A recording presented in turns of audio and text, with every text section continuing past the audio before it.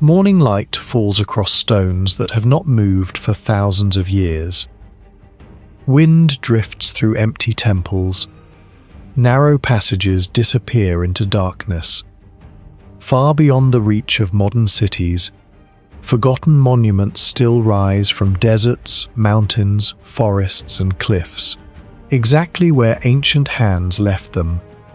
They have watched civilizations emerge, kingdoms collapse, and generations come and go without revealing everything they know. Every weathered wall, every hidden chamber, every impossible block of stone carries a story that time refused to erase. The silence surrounding these places is almost as remarkable as the structures themselves, because somewhere within these ruins lies a past that is still waiting to be understood. In the mountains of Leon, northwestern Spain, an entire landscape appears to have exploded from within. The crimson cliffs of Las Medulas are not the result of earthquakes or volcanic eruptions, but of one of the largest industrial mining operations ever undertaken by the ancient world. Nearly 2,000 years ago, the Roman Empire transformed this remote region into an enormous hydraulic machine capable of tearing apart mountains in search of gold, using technology so ambitious that parts of its engineering are still difficult to explain today.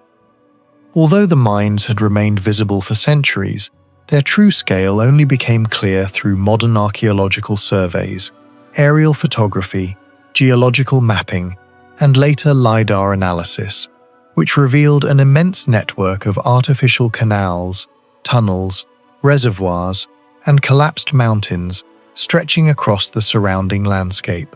These discoveries demonstrated that Las Medulas was not simply a mine, but an integrated industrial complex covering more than 100 square kilometers, representing one of the most sophisticated examples of ancient resource extraction ever identified.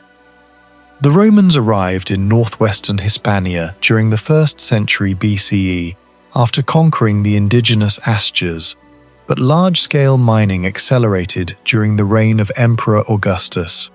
Ancient historian Pliny the Elder, who served as an administrator in the region, described the mining system in remarkable detail, calling it ruina montium, or the wrecking of mountains.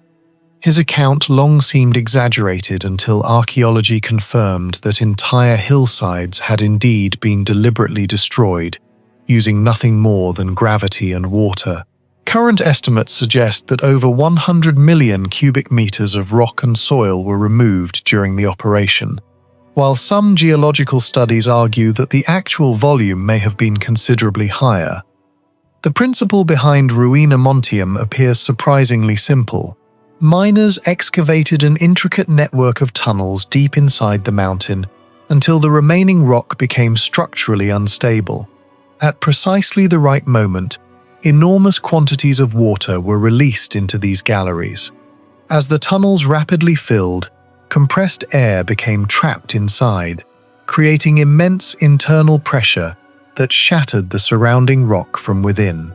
Instead of slowly cutting stone away by hand, the Romans caused entire sections of mountain to collapse in a controlled sequence, after which torrents of water carried the broken material downhill to washing areas where the much heavier gold particles could be separated from gravel and clay.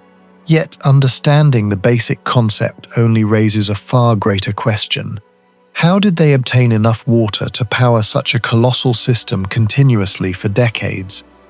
The answer is perhaps the greatest engineering mystery at Las Medulas. Archaeologists have identified more than 600 kilometers of artificial water channels feeding the mining district, with the principal supply lines extending nearly 300 kilometers across mountainous terrain.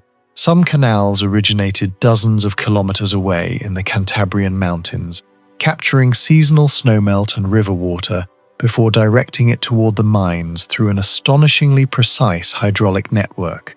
Maintaining flowing water over such extraordinary distances required gradients so small that many sections descend only around 50 centimeters to 1 meter for every kilometer traveled.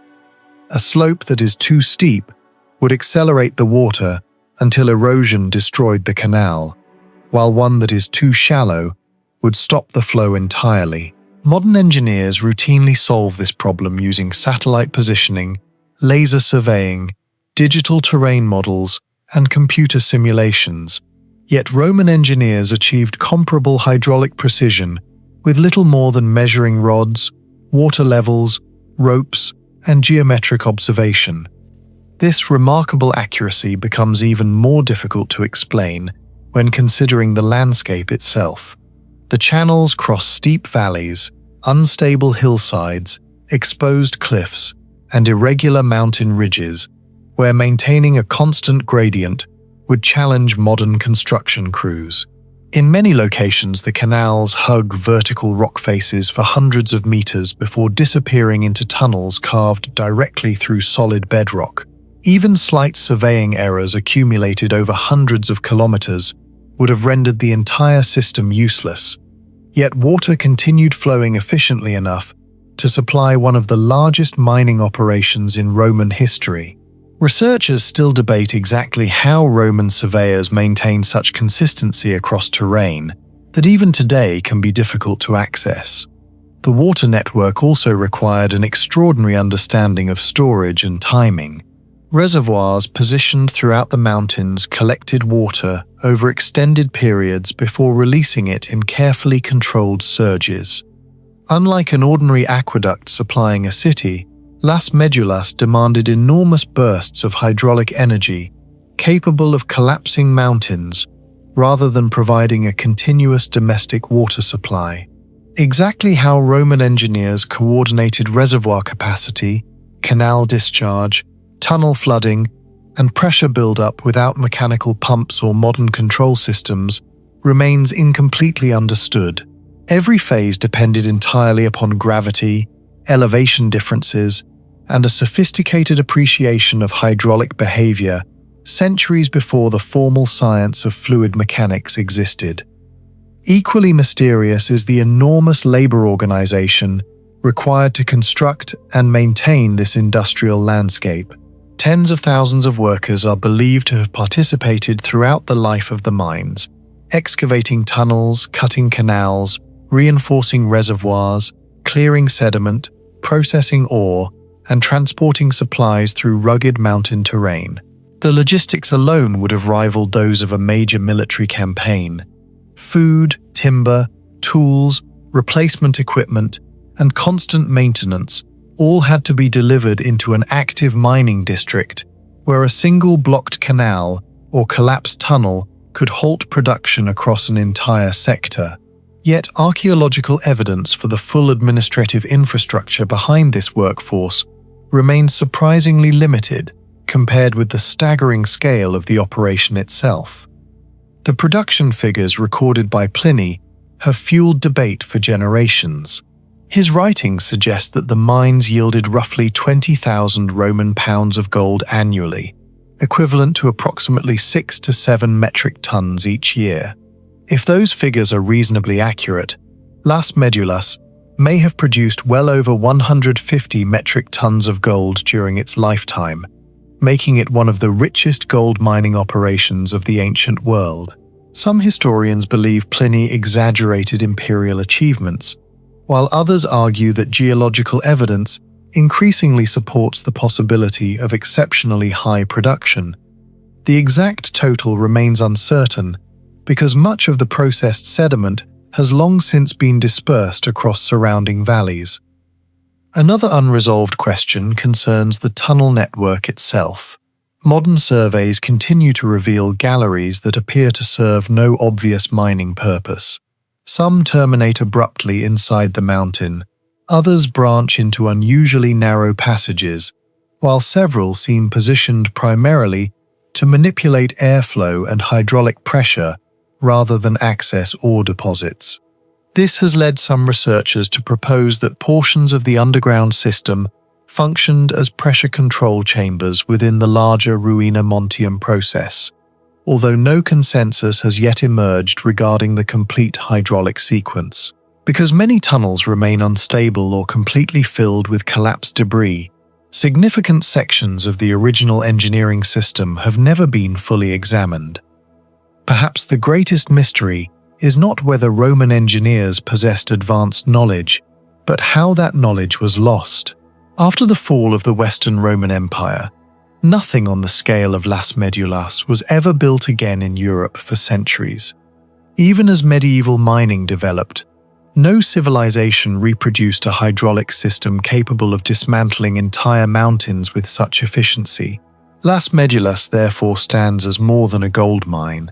It is evidence of a highly advanced industrial technology that vanished almost completely, leaving behind shattered mountains as the only record of an engineering achievement that modern science can study, but still cannot fully explain.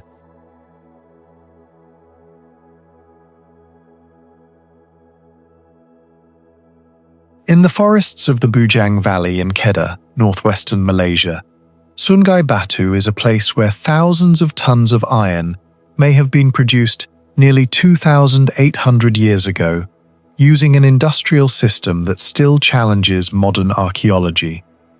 The site remained unknown until systematic archaeological investigations began in 2009, when researchers from University Sains Malaysia uncovered what initially appeared to be scattered brick structures beneath layers of alluvial sediment.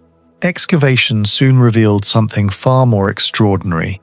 Radiocarbon dating of charcoal recovered from iron smelting furnaces consistently placed the earliest industrial activity around 788 BCE, making Sungai Batu one of the oldest known large-scale iron production centers in Southeast Asia.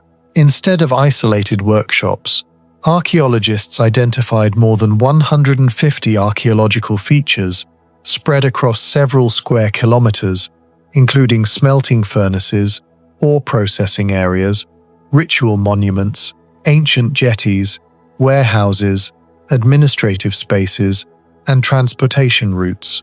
Rather than representing a simple village economy, the entire landscape appeared to function as an integrated industrial complex, centuries before similar large manufacturing centers became common across much of the region. As excavations expanded, another puzzle emerged. The furnaces were remarkably consistent in both dimensions and construction. Most were built from carefully selected fired clay, their walls maintaining nearly identical thickness despite being constructed over generations. Their circular layouts, internal chambers, and overall proportions showed a level of standardization that is difficult to explain as the result of individual craftsmanship alone. Such consistency normally requires formal engineering knowledge, established manufacturing guidelines, or long-term technical training. Yet no written manuals, construction drawings, or inscriptions describing iron production have ever been discovered at Sungai Batu.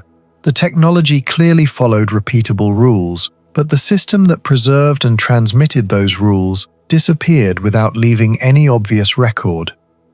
This mystery becomes even more remarkable when considering what iron smelting actually requires.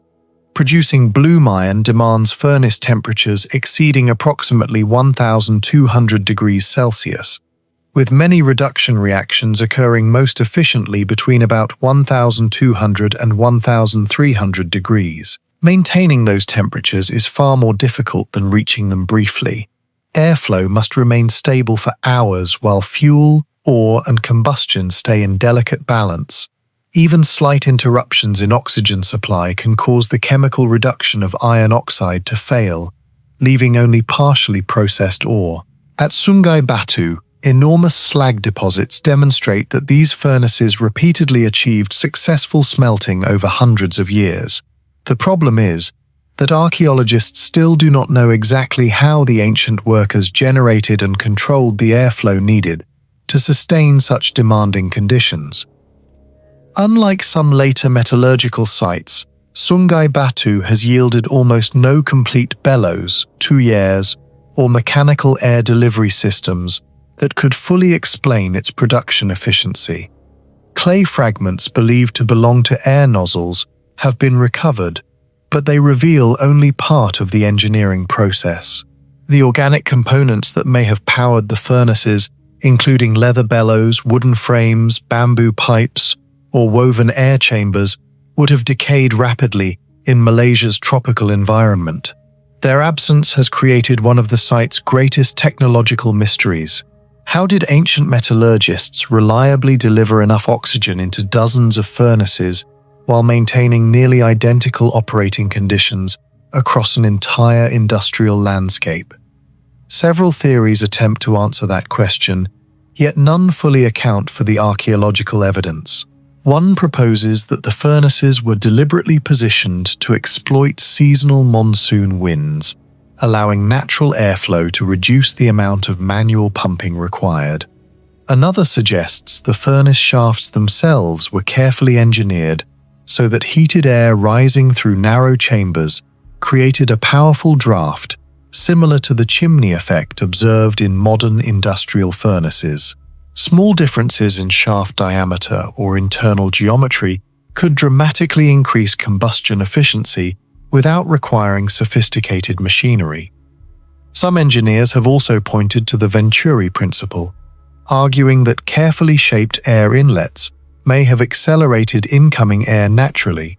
Experimental reconstructions have demonstrated that these effects are physically possible, but no reconstruction has yet reproduced the long-term production scale indicated by the immense slag fields scattered across Sungai Batu. Those slag deposits raise another question that continues to puzzle researchers. Excavations have uncovered millions of slag fragments representing many thousands of tons of metallurgical waste. Such quantities imply continuous production over centuries rather than occasional local manufacture. The surrounding forests would have required enormous amounts of hardwood converted into charcoal, while equally vast quantities of iron ore had to be extracted, transported, sorted, and processed with remarkable consistency. Every stage demanded labor organization, fuel management, transportation planning, and quality control. Sungai Batu therefore appears less like an isolated mining settlement and more like a coordinated industrial economy operating on a regional scale long before factories existed. The location itself may have been central to that success. Sungai Batu stood near Mount Jerai, a prominent landmark visible from the Strait of Malacca and close to natural deposits of iron ore. Ancient river channels connected the production center to nearby ports, where archaeologists have identified jetties constructed from timber and stone. These facilities suggest that raw materials arrived and finished iron departed through an organized transportation network. The complex combined mining, smelting, storage, administration, and maritime logistics within a single landscape, creating what many researchers describe as one of the earliest known examples of integrated industrial planning in Southeast Asia. Yet despite evidence for extensive trade, archaeologists still cannot determine exactly where most of the finished iron was shipped. Contemporary settlements throughout the region have not yielded enough iron artifacts to account for the estimated production capacity, raising the possibility that much of Sungai Batu's output entered long-distance maritime exchange across the Indian Ocean. Adding another layer of mystery, industrial activity at Sungai Batu was not separated from ritual life. Stone monuments and circular ceremonial structures stand surprisingly close to furnaces and production zones, suggesting that metallurgy may have carried religious or symbolic significance. In many ancient societies, transforming stone into metal was viewed as a process connected with supernatural forces, requiring ceremonies intended to ensure successful smelting. Whether similar beliefs shaped operations at Sungai Batu remains unknown, but the deliberate placement of ritual architecture within an industrial landscape suggests that technology and spirituality were closely intertwined rather than existing as separate worlds. Then, After centuries of sustained production, the industry gradually disappeared. The furnaces fell silent, river channels shifted, ports were abandoned, and the once active manufacturing center was eventually buried beneath sediment and tropical vegetation. Researchers have proposed multiple explanations, including environmental change, river siltation, depletion of accessible timber resources, changing maritime trade routes, or broader political transformations throughout the region. None of these hypotheses fully explains why such a sophisticated industrial network vanished so completely that its existence remained hidden until the 21st century.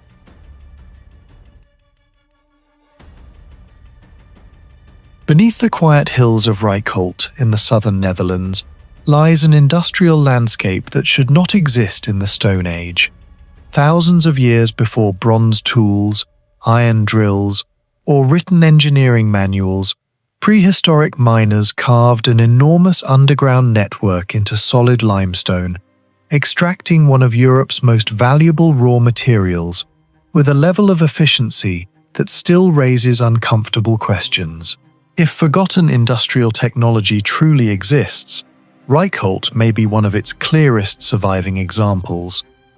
The scale of the site remained largely unknown until systematic archaeological investigations during the 20th century revealed that what appeared to be an ordinary landscape concealed an extensive prehistoric mining complex. Excavations, underground surveys, radiocarbon dating, and the study of mining debris showed that the mines were primarily active during the Neolithic, roughly between 4300 and 2500 BC, making them among the oldest large-scale underground industrial operations in Europe. Beneath the surface, archaeologists documented hundreds of shafts, leading into an astonishing maze of galleries extending for several kilometers, evidence that generations of miners repeatedly expanded the same underground system over nearly 2 millennia. The discovery immediately challenged the traditional image of Neolithic communities as small farming villages with only limited technical knowledge. Rijkholt was not simply a place where stone happened to be collected. It functioned as a production center capable of supplying high-quality flint over an enormous geographic area.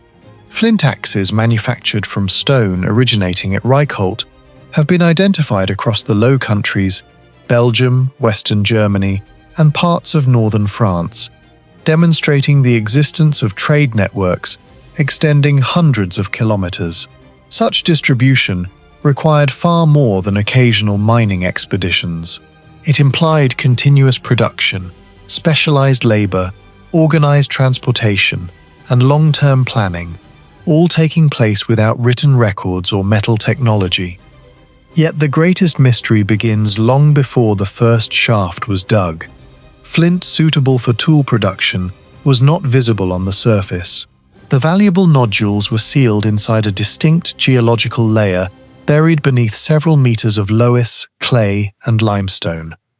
Modern mining companies locate such deposits through geological mapping, drilling programs, seismic surveys, or satellite imaging.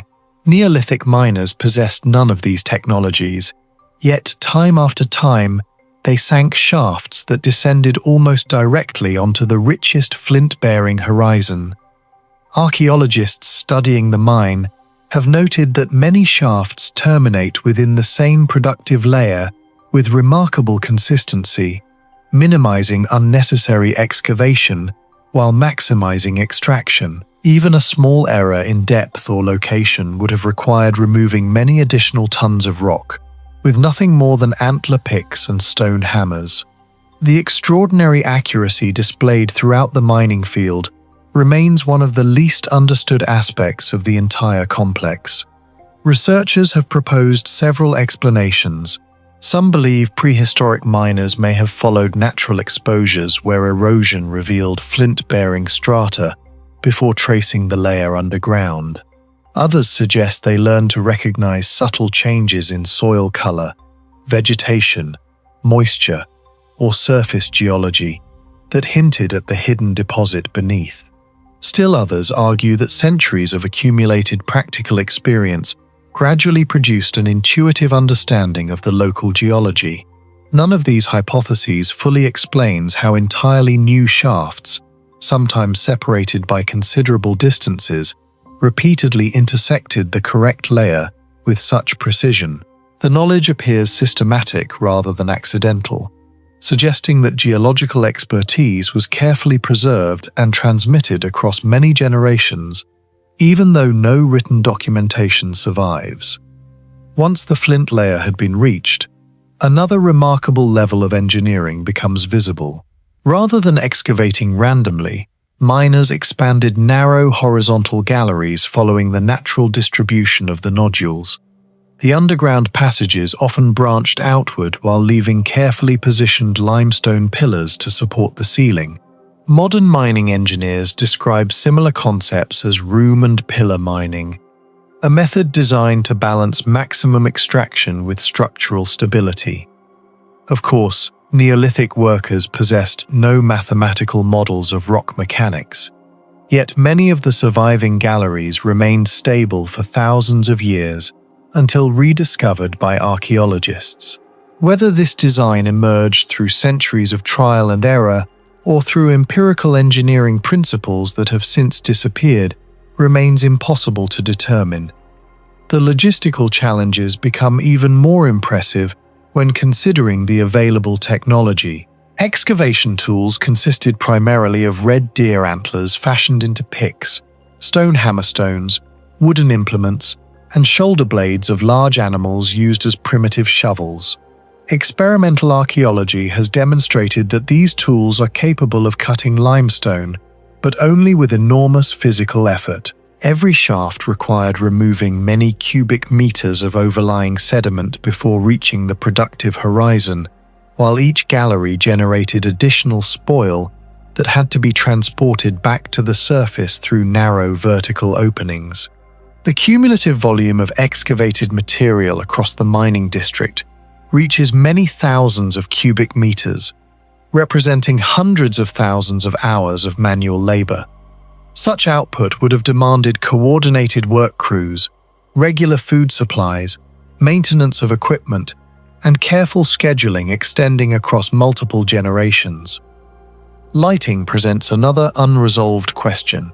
Deep underground, absolute darkness begins only a short distance from the shaft entrance.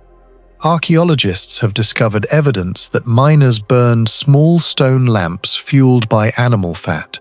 Yet these simple lamps produced limited illumination. Smoke accumulation and oxygen depletion would have posed constant hazards, particularly inside narrow galleries where natural airflow was restricted. Some researchers suspect that the arrangement of shafts unintentionally created ventilation currents, while others believe miners deliberately understood how to position openings to improve air circulation. Despite decades of investigation, no consensus has emerged regarding how safe working conditions were maintained during prolonged excavation.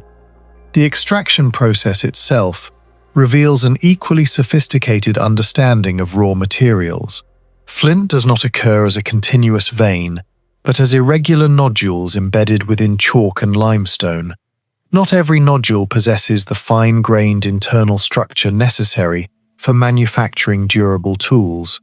Evidence from Reichholt shows that miners selectively removed the highest quality material while leaving lower-grade flint behind. This selective mining dramatically reduced unnecessary transport and processing, indicating that workers could evaluate the internal characteristics of a nodule almost immediately after exposure. Even experienced modern flint knappers rely on subtle visual cues and fracture patterns to judge quality. How Neolithic miners consistently made these decisions deep underground remains another indication that highly specialized knowledge existed within their community. After reaching the surface, production did not end.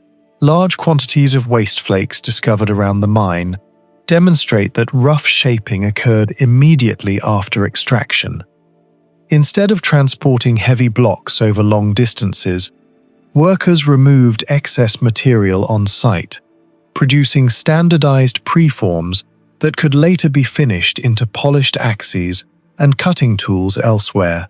Archaeologists have identified remarkable consistency in the dimensions and manufacturing sequence of these preforms, suggesting that production followed established technical procedures rather than individual improvisation.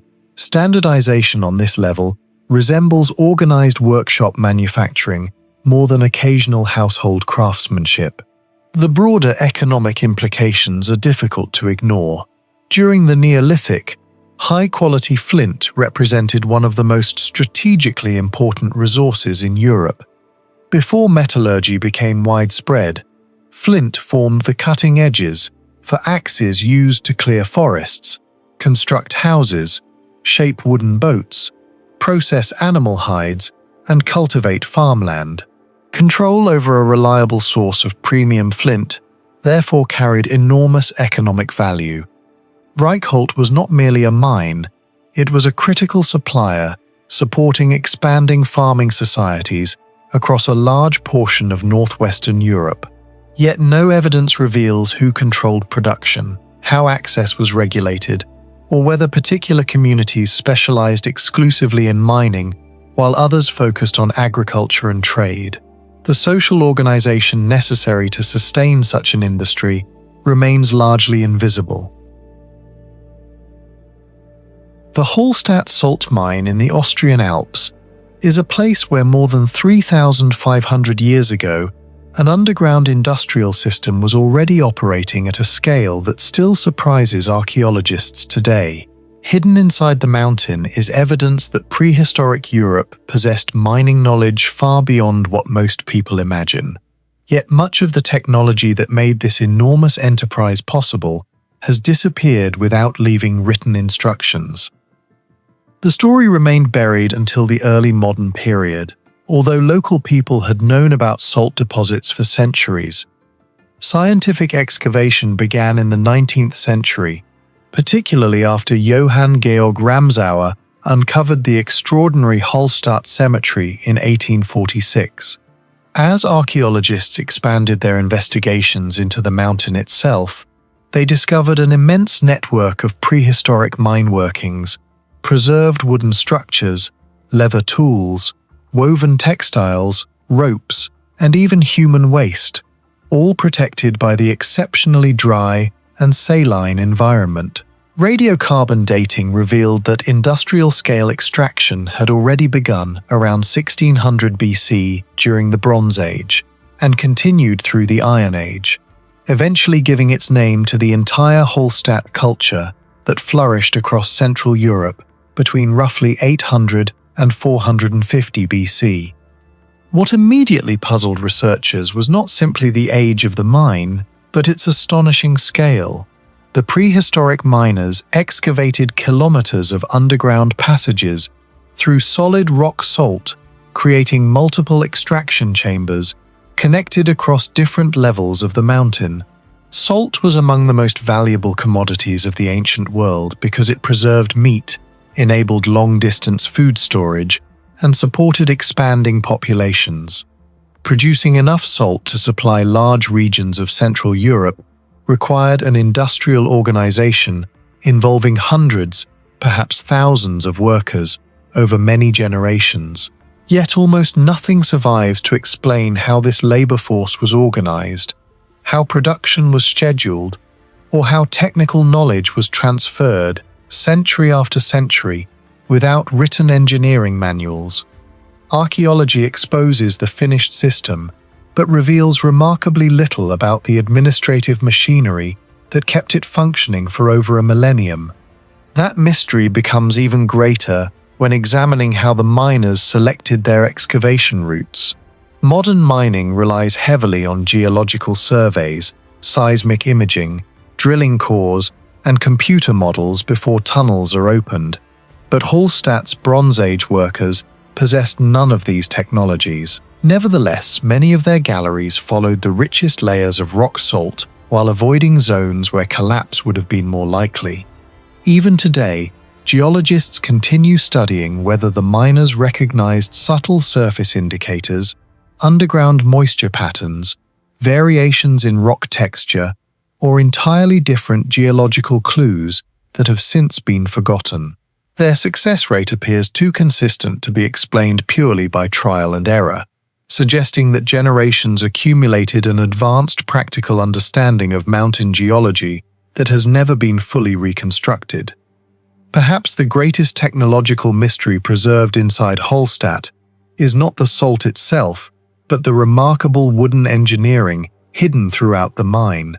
Because concentrated salt inhibits bacterial growth and dramatically slows biological decay, hundreds of structural components have survived for nearly 3,000 years in extraordinary condition.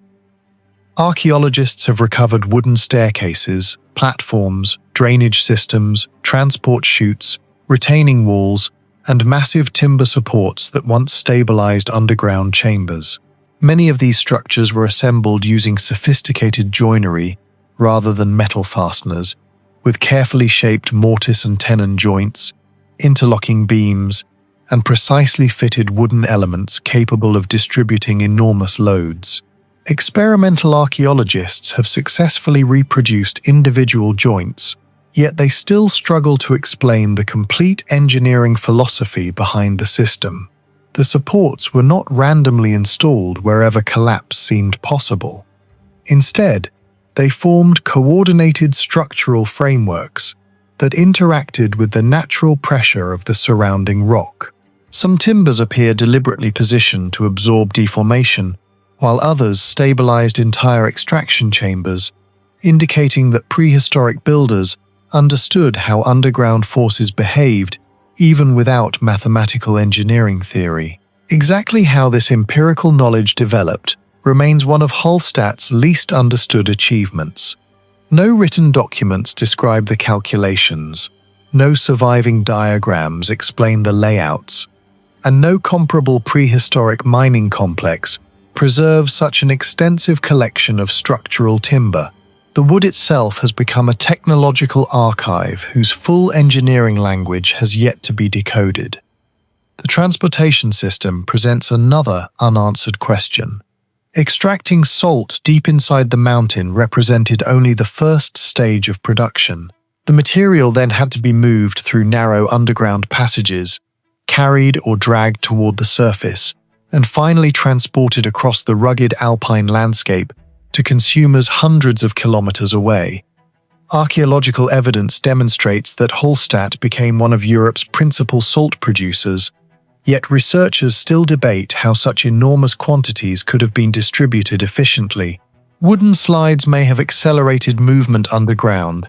Pack animals likely played an important role outside the mine, and river systems probably connected alpine valleys with broader trade networks.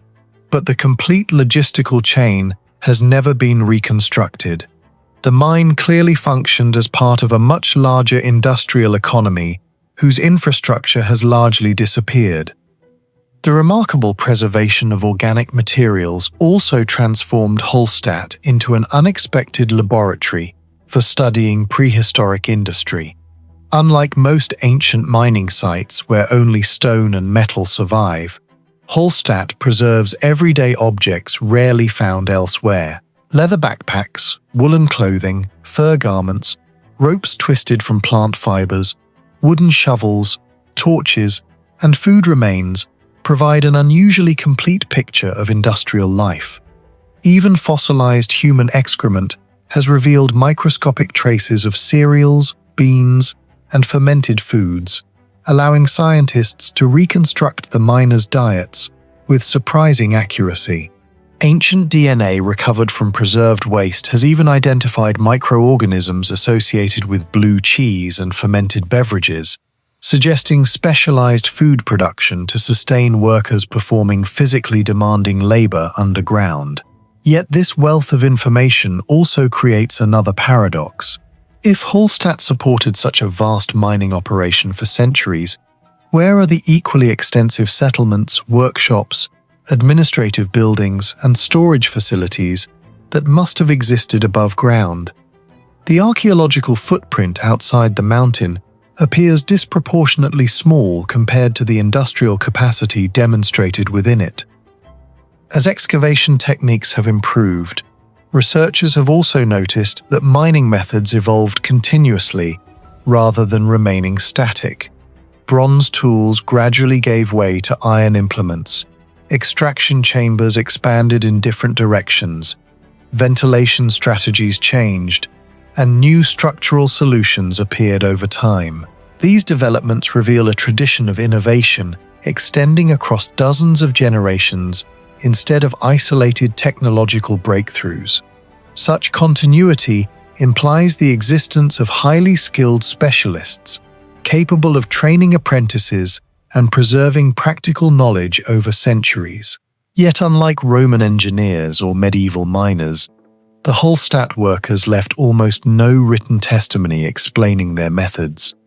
Their expertise survived through practice rather than text, making it extraordinarily difficult for modern researchers to recover the intellectual framework behind their accomplishments.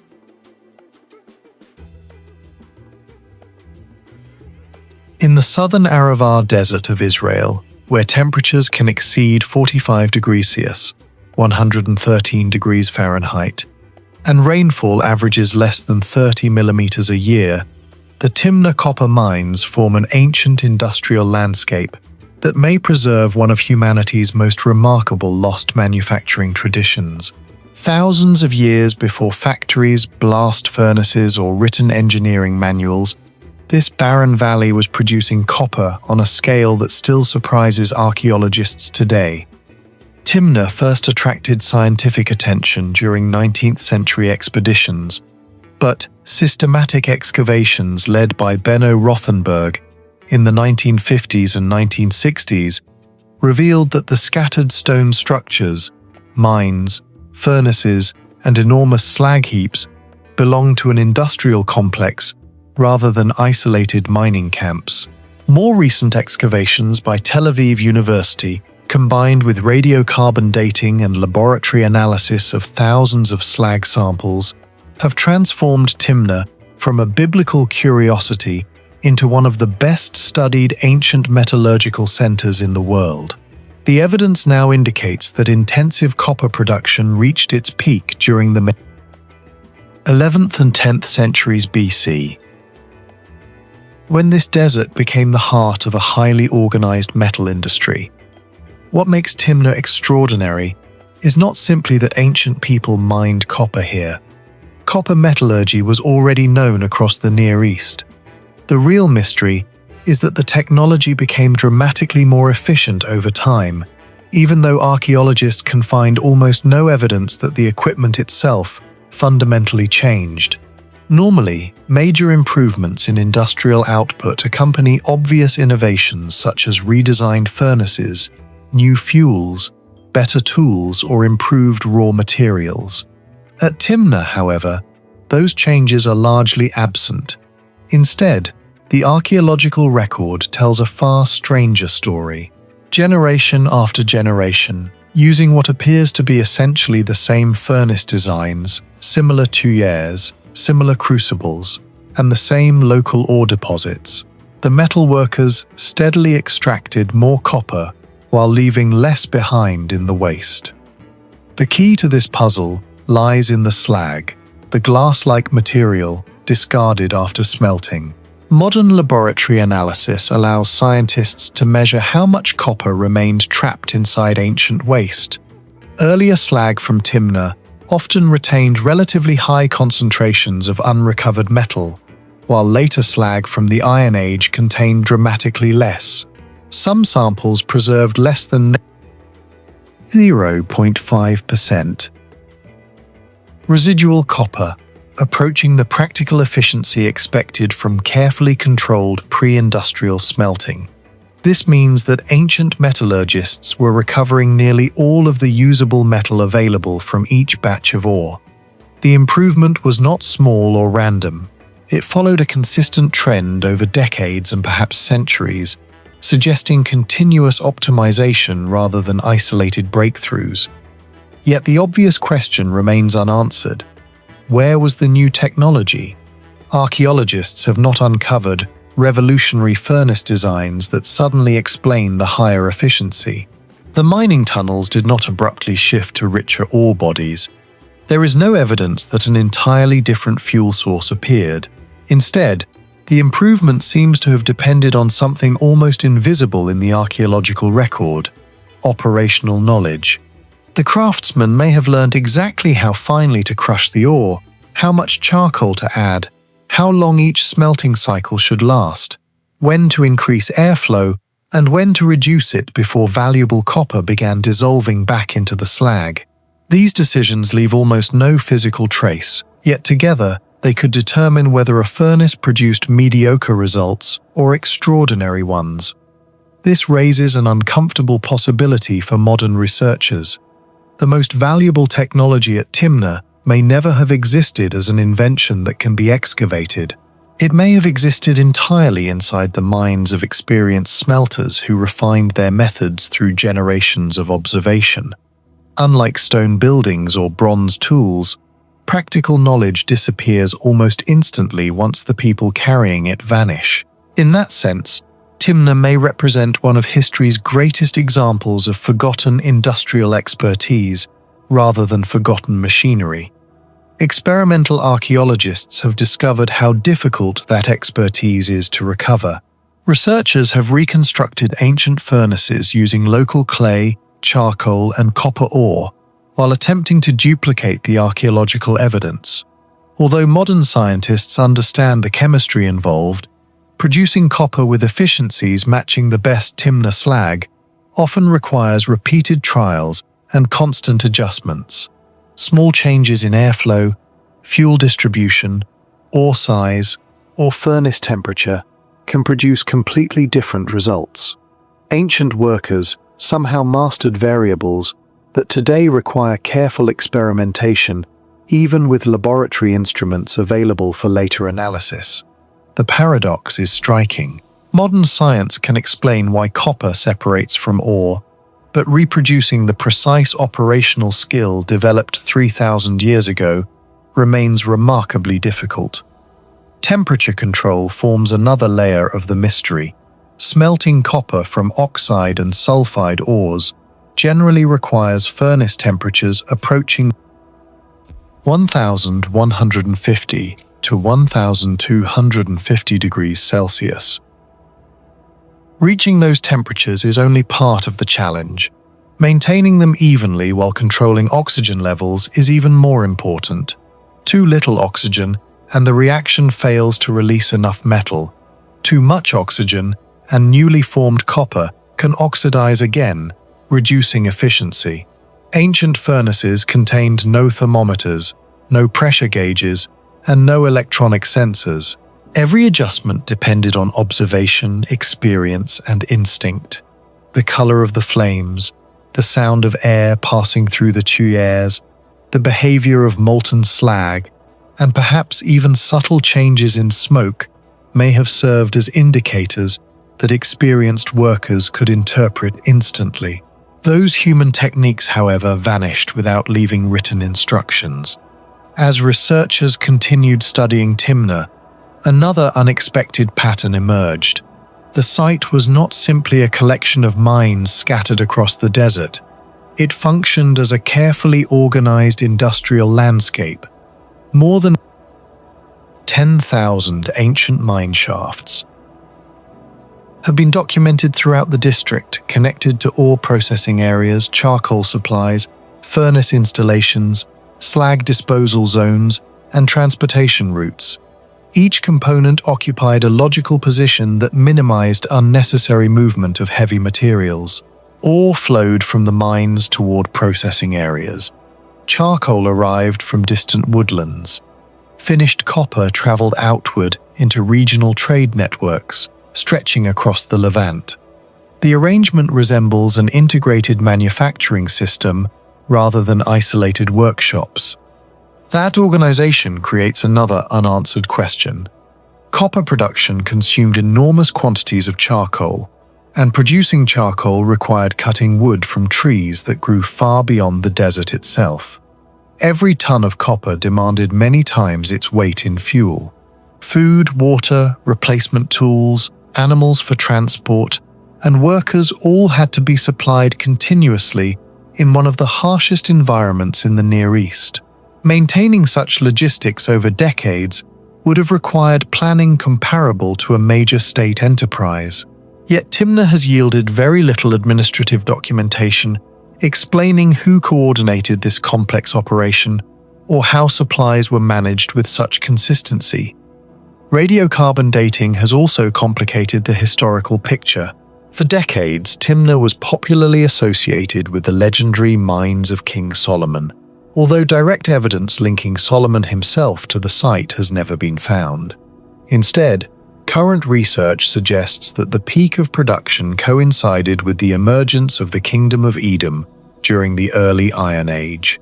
Even so, the scale of production indicates a sophisticated political and economic organization capable of controlling labor, protecting trade routes, distributing resources, and preserving technical knowledge across multiple generations.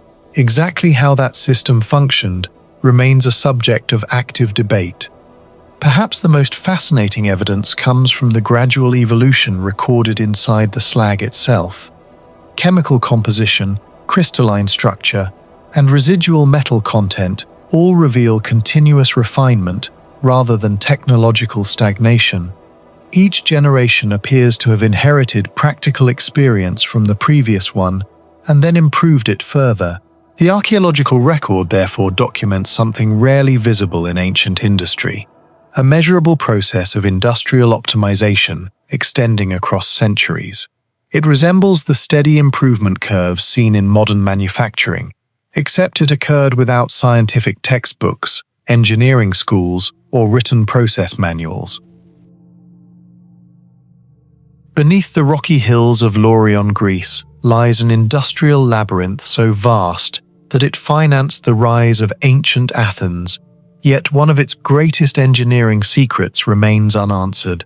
How did miners repeatedly locate silver veins hidden inside solid bedrock with remarkable precision thousands of years before geology became a science?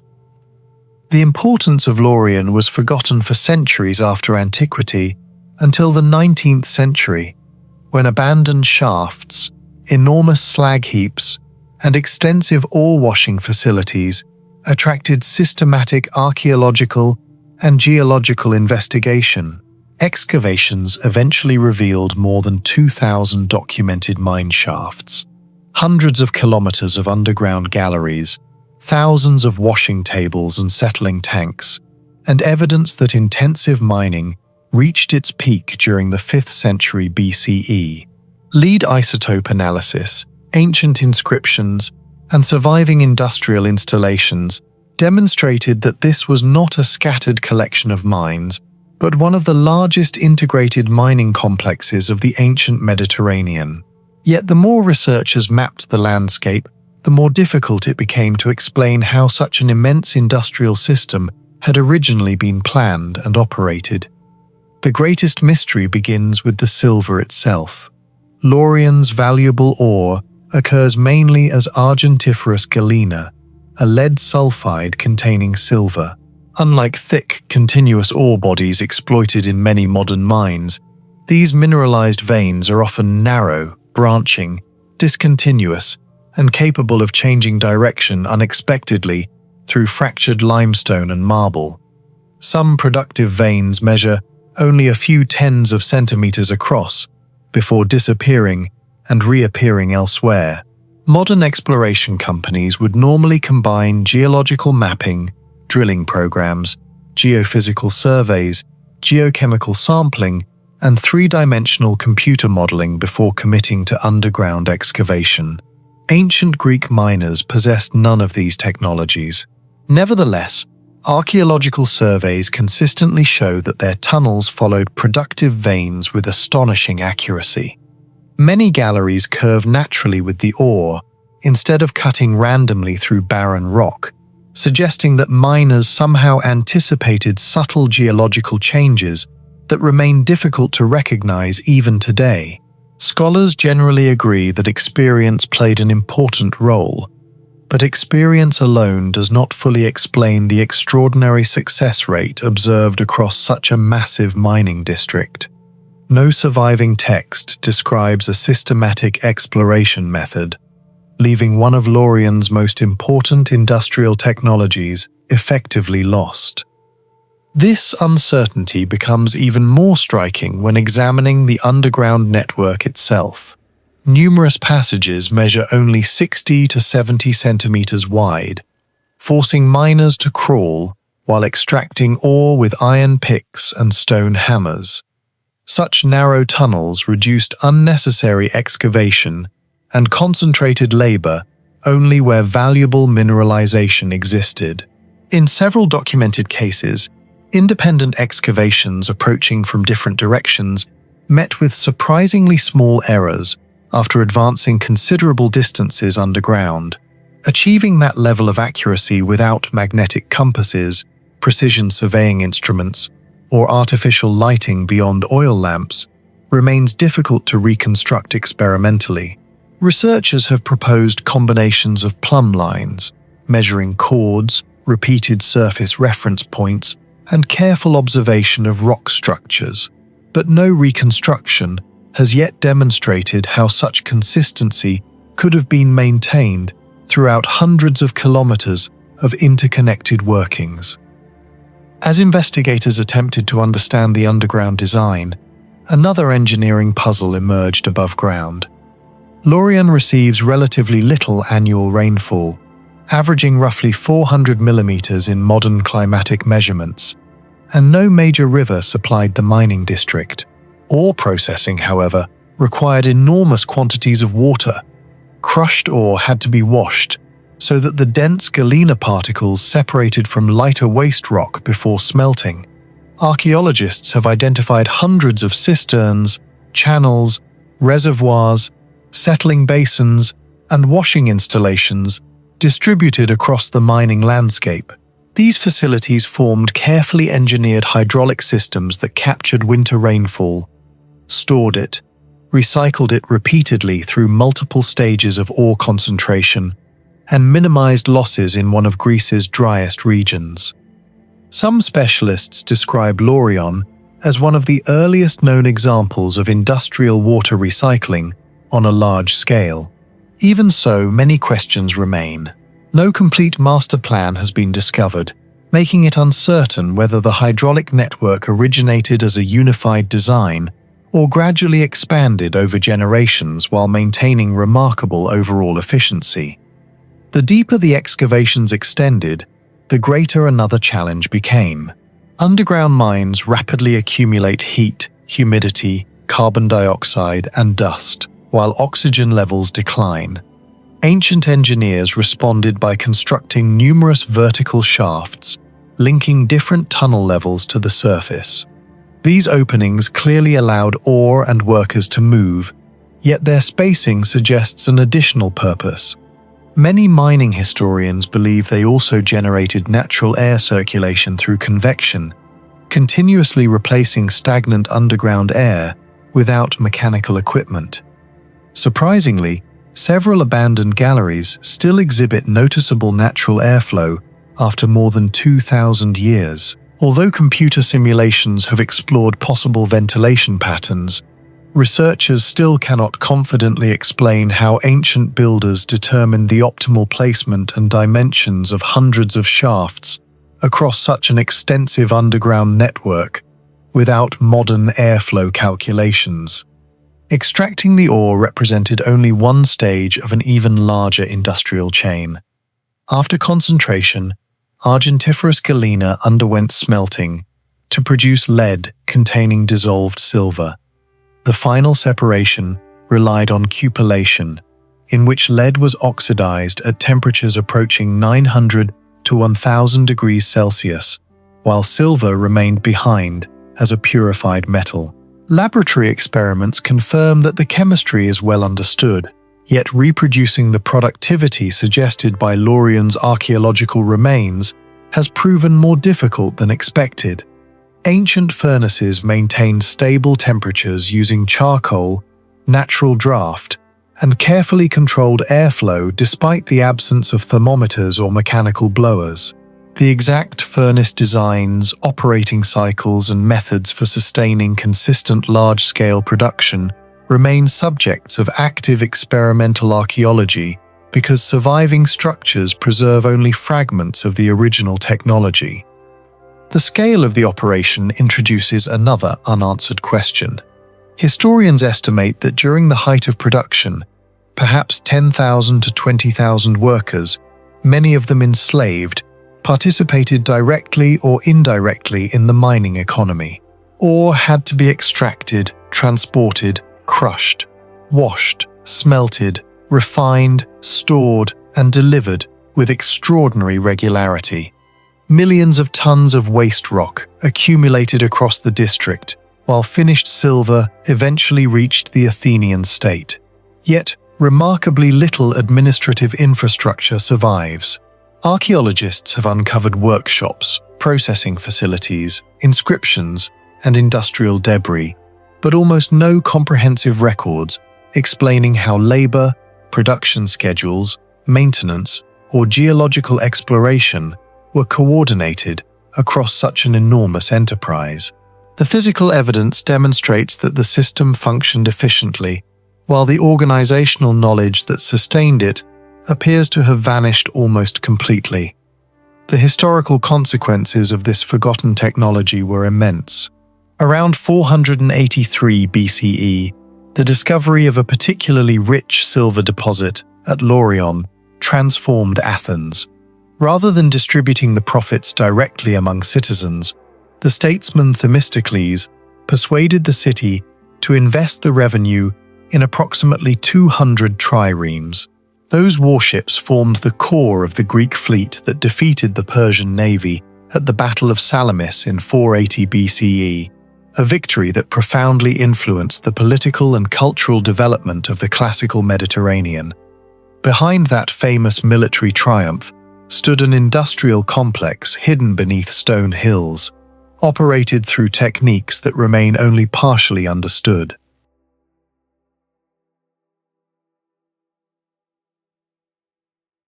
In the quiet heathland of Norfolk, England, Grimes Graves looks like nothing more than hundreds of shallow depressions scattered across an open field.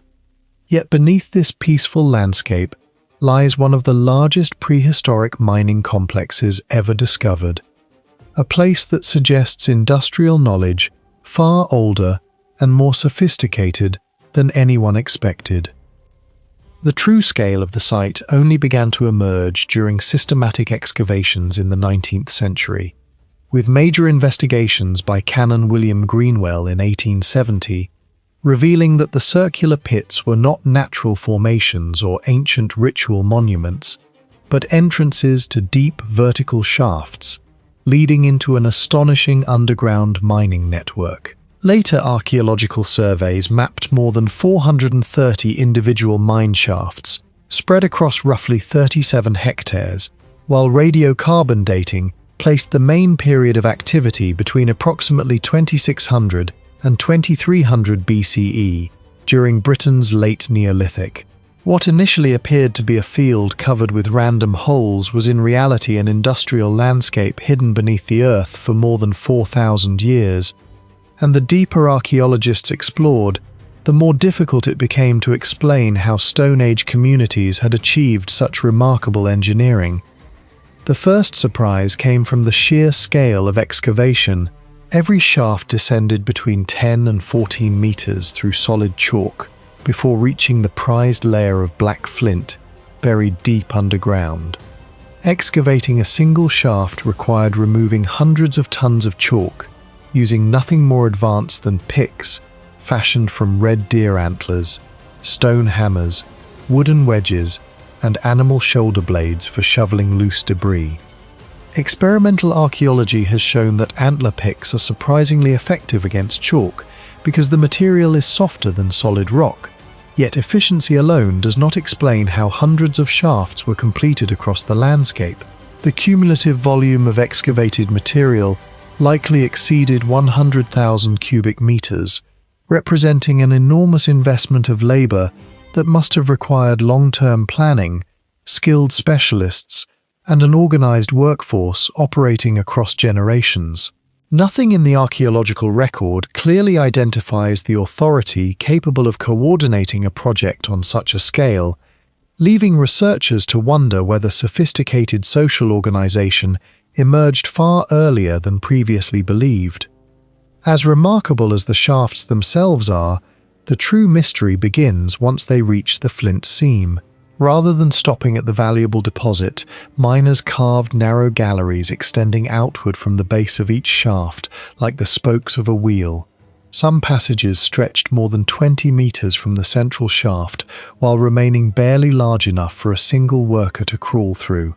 This underground design dramatically increased the amount of usable flint extracted without requiring additional deep shafts, revealing an understanding of mining efficiency that appears astonishingly advanced for the Neolithic period. Instead of randomly breaking through the surrounding chalk, the miners consistently followed the richest flint horizon while removing as little waste rock as possible. Even today, modern mining engineers describe this approach as minimizing overburden and maximizing ore recovery, principles that form the foundation of efficient underground extraction. Yet these prehistoric miners possessed no geological maps, no drilling equipment, no surveying instruments, and no written engineering manuals. How they repeatedly identified the precise layer worth pursuing remains one of the site's greatest unanswered questions. The remarkable precision becomes even harder to explain when considering the geological complexity beneath the surface. Southern England contains multiple flint horizons, separated by thick layers of chalk, and not every seam produces material suitable for manufacturing high-quality tools. Excavations demonstrate that the Grimes Graves miners deliberately ignored several inferior layers and focused almost exclusively on a particularly homogeneous deposit, capable of producing long, durable blades with predictable fracture patterns. Modern geologists can identify such horizons through stratigraphic analysis and mineralogical testing, but prehistoric miners somehow recognized the same distinction thousands of years earlier. Whether this knowledge resulted from generations of observation, careful experimentation, or an empirical understanding of local geology passed down orally, remains unknown, because the people who mastered this technology left no written explanation behind. The underground layout itself presents another puzzle. The galleries are surprisingly stable, despite being carved into relatively soft chalk without timber supports. Many have survived for more than 4 millennia with only limited collapse, suggesting that the miners instinctively understood how much material could safely be removed while preserving the structural integrity of the surrounding rock. They frequently left carefully positioned chalk pillars between adjoining chambers, creating natural supports remarkably similar in principle to the room and pillar mining methods still employed in modern underground operations. Whether this similarity represents independent discovery or simply the unavoidable solution dictated by geology is impossible to determine, but it demonstrates that these miners consistently applied structural principles that would remain fundamental to mining engineering for thousands of years. Working conditions inside the mine create another mystery that continues to puzzle archaeologists. At depths exceeding 12 meters, complete darkness would have surrounded every worker. Excavations recovered chalk lamps containing traces of animal fat, confirming that miners relied on small open flames for illumination. Yet these confined passages offered very limited ventilation.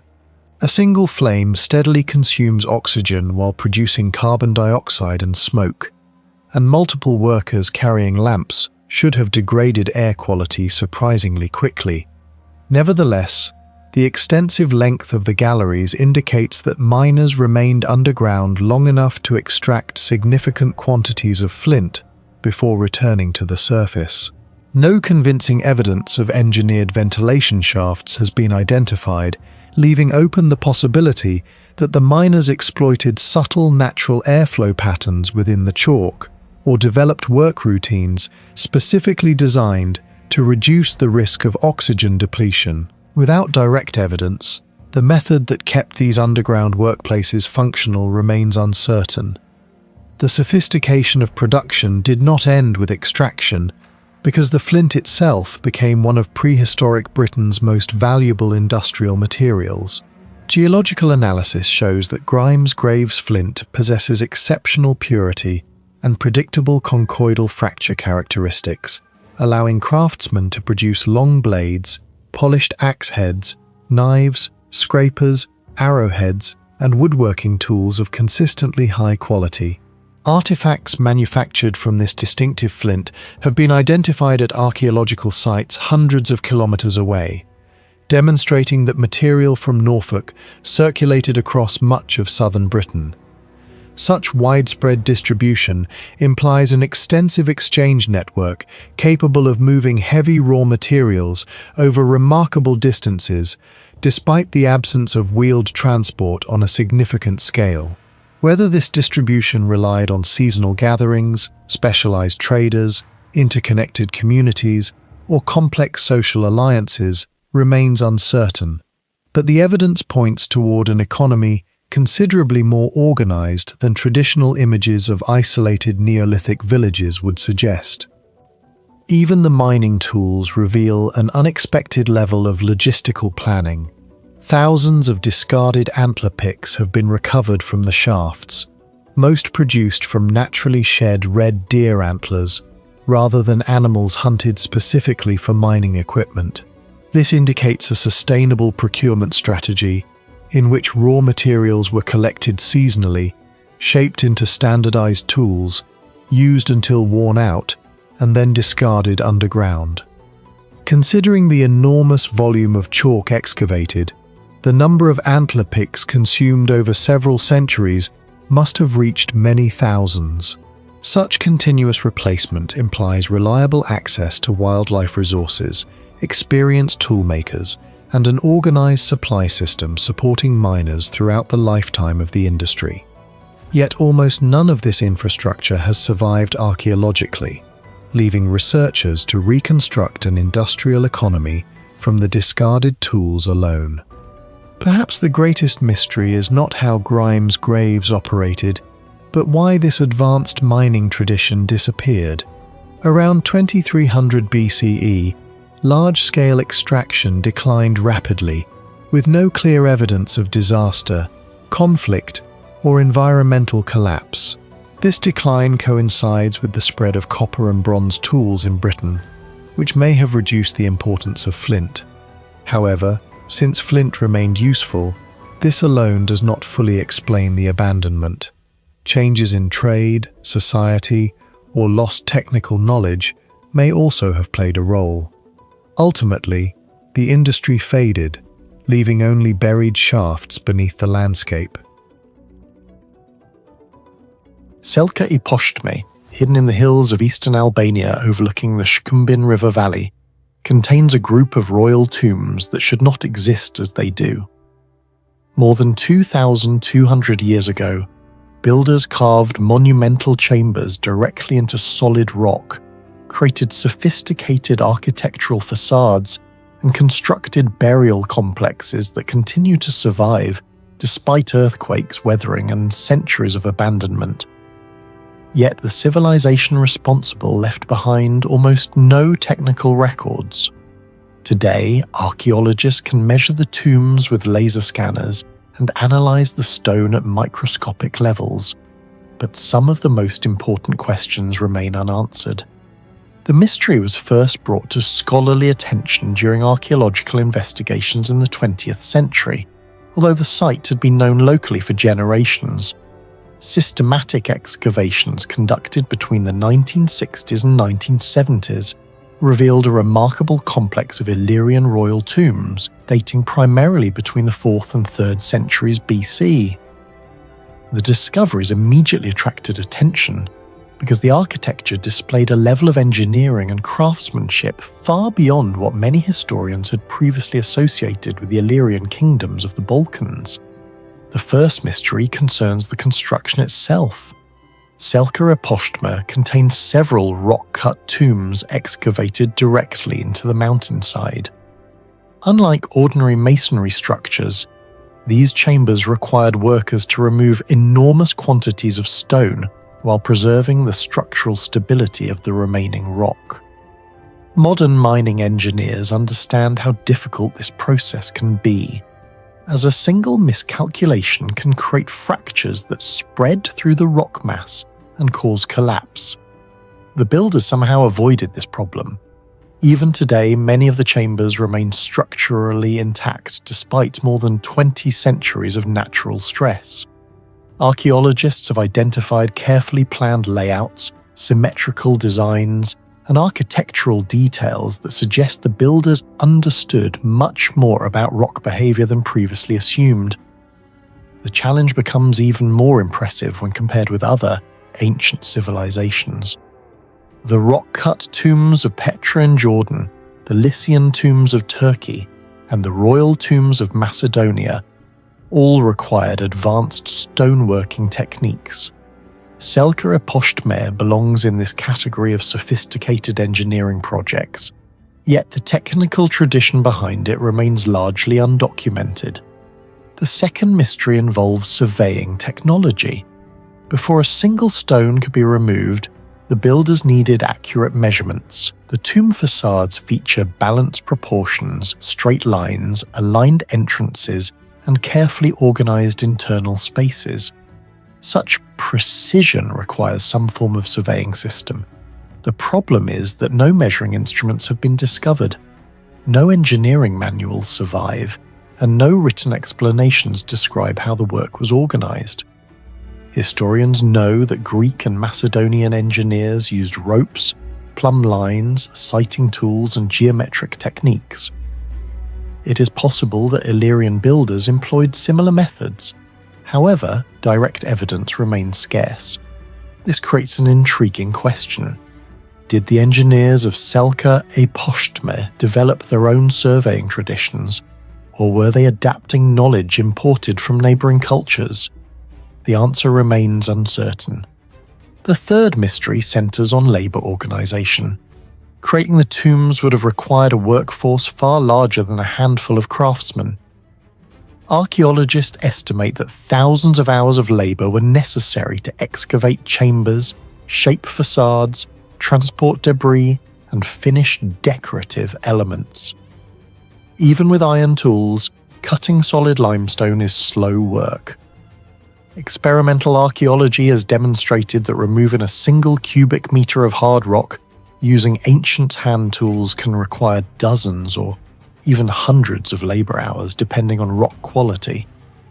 Some portions of the Selka tombs contain volumes of removed stone measured in many tens of cubic meters. Questions naturally arise. Who organized this labor? How were workers supplied with food, water, and tools? And how was technical knowledge transferred between generations? These questions remain largely unanswered because the administrative records that might explain the process have vanished. The fourth mystery concerns the disappearance of technology itself. The tombs reveal impressive capabilities. Their builders understood stone extraction, geometry, architectural planning, and project management. Yet much of this expertise appears to have disappeared from the historical record. This pattern occurs repeatedly throughout ancient history. The builders of the Great Pyramid created monuments whose construction methods are still debated. The engineers responsible for Roman concrete developed materials that survived millennia, while parts of their knowledge were forgotten. The creators of the Antikythera mechanism produced a machine centuries ahead of its time, while leaving almost no technical instructions. Selka belongs to the same category of historical enigmas. The structures remain, but the knowledge largely vanished. Perhaps the most fascinating mystery of all involves something invisible. The fifth mystery is the ventilation and humidity control system. At first glance, ventilation seems far less impressive than carving a tomb into a mountain. In reality, it may represent one of the most sophisticated aspects of the entire complex. Moisture is one of archaeology's greatest enemies. Water promotes biological growth, accelerates chemical weathering, damages pigments, weakens surfaces, and gradually destroys ancient structures. Modern museums invest millions of dollars controlling humidity because even small fluctuations can damage artifacts over time. Yet, some chambers at Selka Epostme have survived for more than 2,000 years with remarkable preservation. Why? Researchers have proposed several explanations, but no definitive answer exists. One possibility is geological selection. The builders may have deliberately chosen sections of limestone with lower permeability. Geological studies show that different limestone formations can vary dramatically in how they absorb and transmit water. Selecting the right rock could significantly reduce moisture infiltration. Another possibility involves chamber orientation. Ancient builders throughout history frequently considered airflow when designing enclosed spaces. Egyptian tomb architects, Roman engineers, and underground builders in Cappadocia all exploited natural air circulation patterns. Small differences in entrance placement can affect temperature stability and air exchange rates for centuries. Some researchers suspect the architects of Selka Epostme may have possessed similar practical knowledge. The tomb entrances appear positioned in ways that could influence airflow, while internal chamber dimensions may also have helped regulate temperature changes. Stable temperatures reduce condensation, which in turn reduces humidity-related damage. A third possibility concerns hidden microventilation. Even tiny cracks within limestone can function as natural air channels. Modern cave scientists have documented airflow systems operating through openings only millimeters wide. These invisible pathways can gradually exchange air while limiting direct exposure to rain and weather. Could the builders have recognized such geological features? There is no proof, yet the possibility remains intriguing. Comparisons with other ancient sites make the mystery even more interesting. The tombs of Egypt often suffered from humidity fluctuations once entrances were opened. Many painted chambers in Europe experienced deterioration after modern excavation altered their internal climate. At Lascaux Cave in France, changes in air circulation created preservation challenges so serious that public access had to be restricted. Selka Epostme presents a different puzzle. The chambers appear to have maintained relatively stable conditions for centuries without any known mechanical systems. Whether this resulted from deliberate engineering, geological luck, or a combination of both remains unknown. The sixth mystery involves tool technology. The stone surfaces preserve evidence of cutting, shaping, and finishing, and every mark represents a tool that once existed. Yet the tools themselves are largely absent. How often were iron chisels replaced? How were cutting edges sharpened? What metallurgical techniques produced durable tools capable of sustained excavation? Without answers to these questions, archaeologists possess the results of the work but not the full technological process behind it. The final mystery is the society that created the tombs. Large engineering projects do not emerge from isolated individuals. They require political authority, economic resources, specialized knowledge, and social organization. Selka Epostme suggests the existence of a powerful and technically capable elite within the Illyrian world. However, the broader system that supported these achievements remains poorly understood. The engineers disappeared, the craftsmen disappeared, and the rulers disappeared. Only the stone survived. What do you think is the greatest mystery of Selka Epostme? The lost engineering techniques, the possible humidity control system, or the vanished knowledge of the Illyrian builders? Share your thoughts in the comments below. Inside the limestone mountains of Jebel Buhais, Archaeologists uncovered a prehistoric cemetery in one of the harshest environments on Earth. Temperatures here can rise above 45 degrees Celsius. Rainfall is extremely limited, and yet thousands of years ago, humans repeatedly returned to this dead landscape to live, travel, bury their dead, and somehow survive. What they left behind would expose one of the strangest ancient survival systems ever discovered in the Arabian Peninsula. The modern discovery of Jebel Buhais began in the 1990s when construction work near the mountains revealed ancient graves hidden beneath layers of desert sediment. Excavations led by teams from the Directorate of Antiquities in Sharjah and German archaeologists soon uncovered hundreds of burials dating from the Stone Age to the Bronze Age, especially between roughly 5000 and 4000 BCE. Human skeletons, tools, ornaments, animal remains, and imported marine materials appeared in a region that today seems almost incapable of supporting permanent life. The deeper researchers dug, the more impossible the site began to look. One of the greatest mysteries surrounding Jebel Buhais is water. Modern survival in this region requires advanced infrastructure, transported supplies, and constant access to groundwater systems. Yet prehistoric communities existed here thousands of years before metal pipelines, wells powered by machinery, or large-scale irrigation. Geological studies show that the mountains contain fractured limestone formations capable of trapping seasonal groundwater deep inside natural cavities.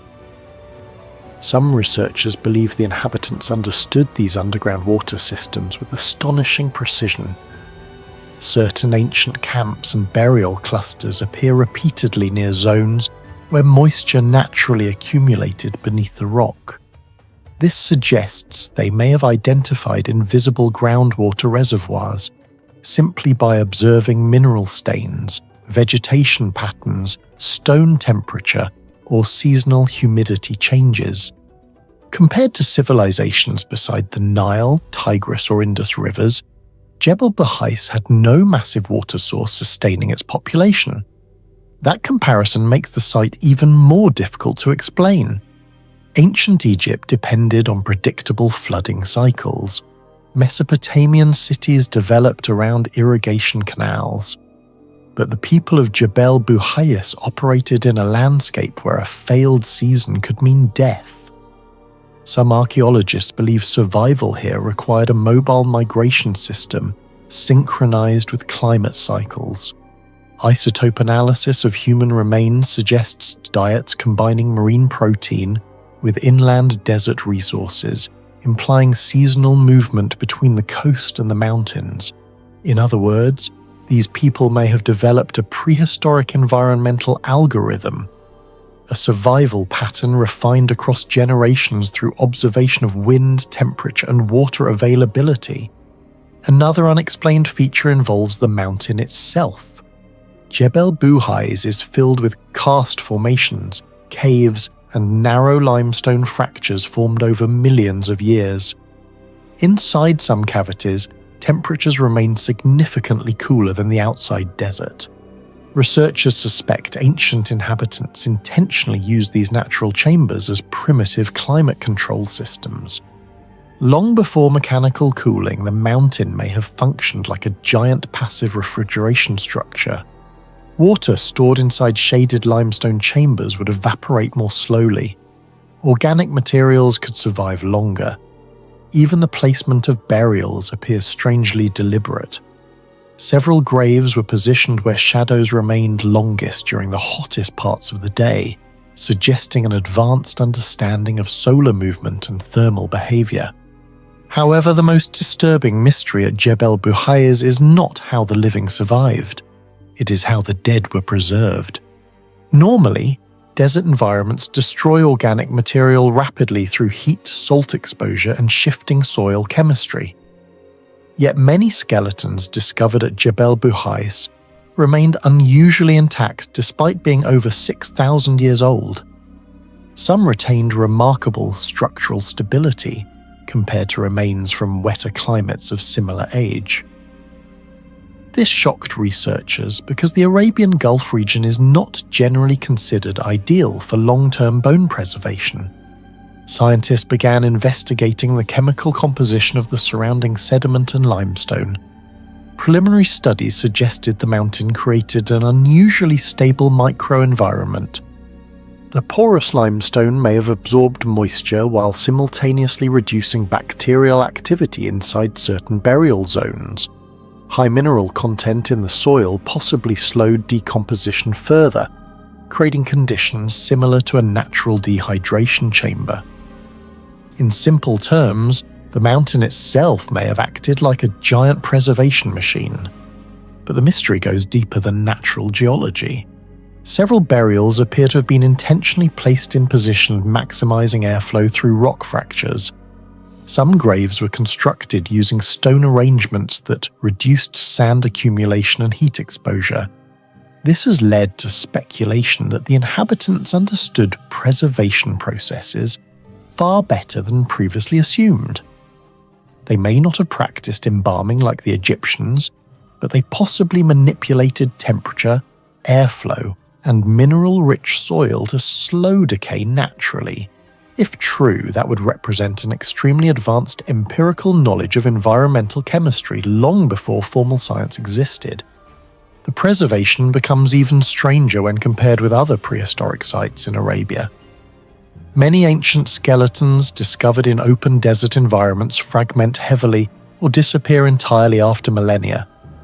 Yet at Jebel Buhais, archaeologists recovered enough intact remains to conduct isotope studies, dental analysis, trauma research, and even migration reconstruction. In some cases, bone density survived well enough to reveal repetitive muscle strain patterns. These analyses showed that many individuals walked enormous distances regularly. Leg and shoulder development indicated constant mobility across difficult terrain, reinforcing theories of seasonal migration routes, stretching between inland mountains and the Gulf Coast. Another unresolved mystery involves trade and navigation. Archaeologists found marine shells and ornamental materials originating far from the mountain region.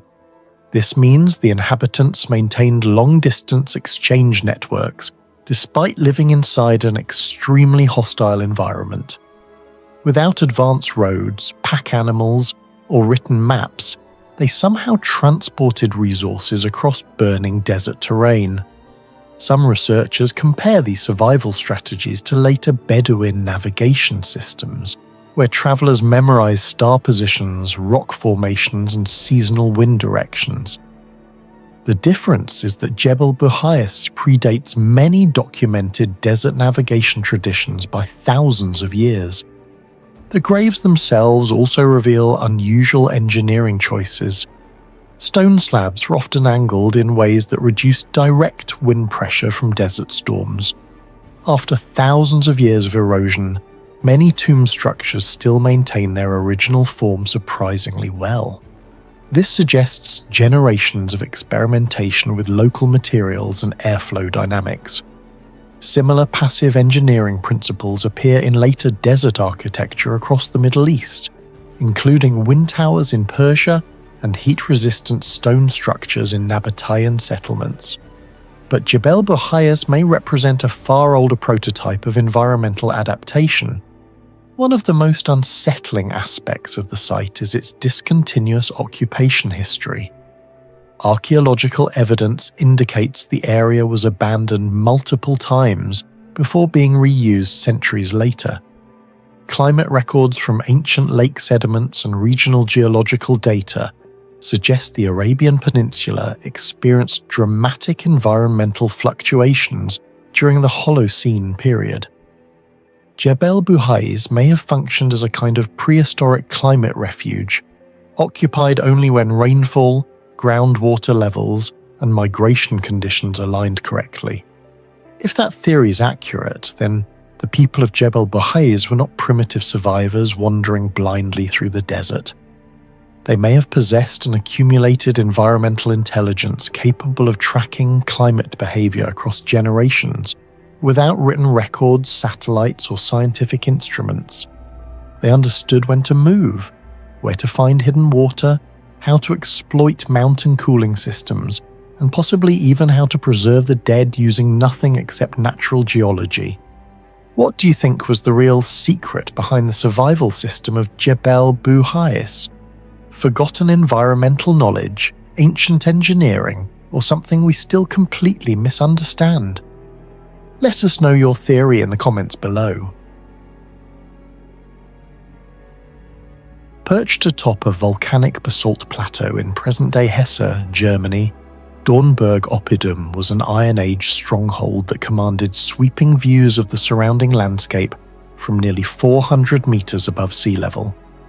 Archaeologists believe Celtic communities occupied the site between the 6th and 1st centuries BC. Unlike many ancient cities that left written records, Dornberg left behind only walls, artifacts, and unanswered questions. What remains suggests that its builders possessed engineering knowledge far more sophisticated than many people imagine. The site was first recognized through archaeological investigations of the Dornberg Plateau, where massive defensive earthworks and stone fortifications reveal the existence of a large Celtic oppidum. Excavations uncovered coins, iron tools, glass ornaments, pottery, and evidence of long-distance trade. Yet the discoveries raised more questions than answers. How did Iron Age engineers transform a volcanic mountaintop into a fortified urban centre?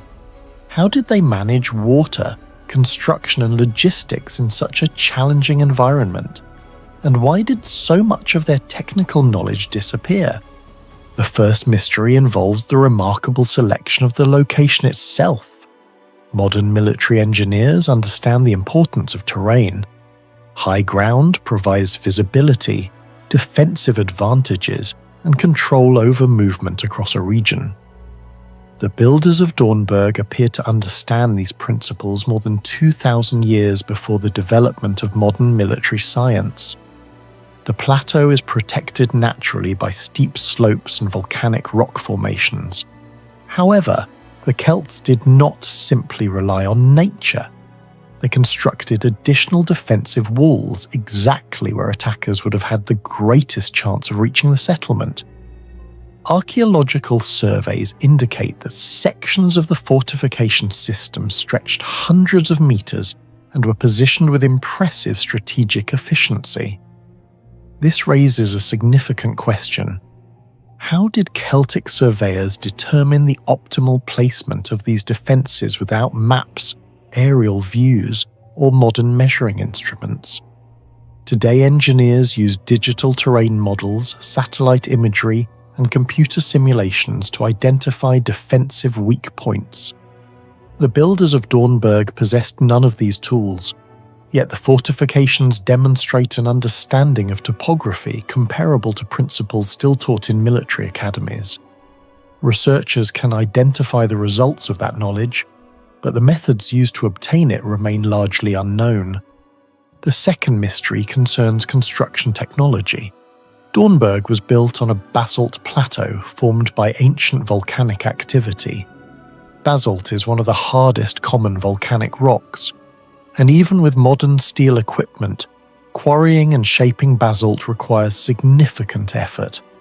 The Celts, however, worked primarily with iron tools. This presents a logistical puzzle.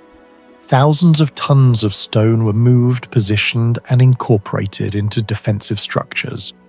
Every block had to be extracted, transported, and assembled without cranes, engines, or mechanized equipment. Similar challenges can be seen at famous sites such as the Great Pyramid of Giza, where researchers continue debating construction methods after centuries of study. At Dornberg, the problem is equally intriguing. How are large quantities of basalt transported across uneven terrain? How many workers were required? What organizational system coordinated such projects? Experimental archaeology suggests that moving a single stone block weighing several hundred kilograms could require dozens of people using ropes, sledges, and wooden rollers. Multiply that process thousands of times, and the scale of the undertaking becomes extraordinary. Yet no written records survive to explain how the builders managed it. The third mystery involves urban planning. Evidence recovered from the site indicates that Dornberg was more than a military fortress. Archaeologists discovered coins, jewelry, tools, and imported goods. These finds suggest that the settlement participated in regional trade networks and may have functioned as an important economic centre. If that interpretation is correct, then hundreds or perhaps thousands of people may have occupied the plateau during its peak. This creates a difficult question. How did such a population survive on top of a volcanic hill? Any permanent settlement requires access to water. An adult typically needs several litres of water per day simply for survival, and a community of 1,000 people could require thousands of litres daily.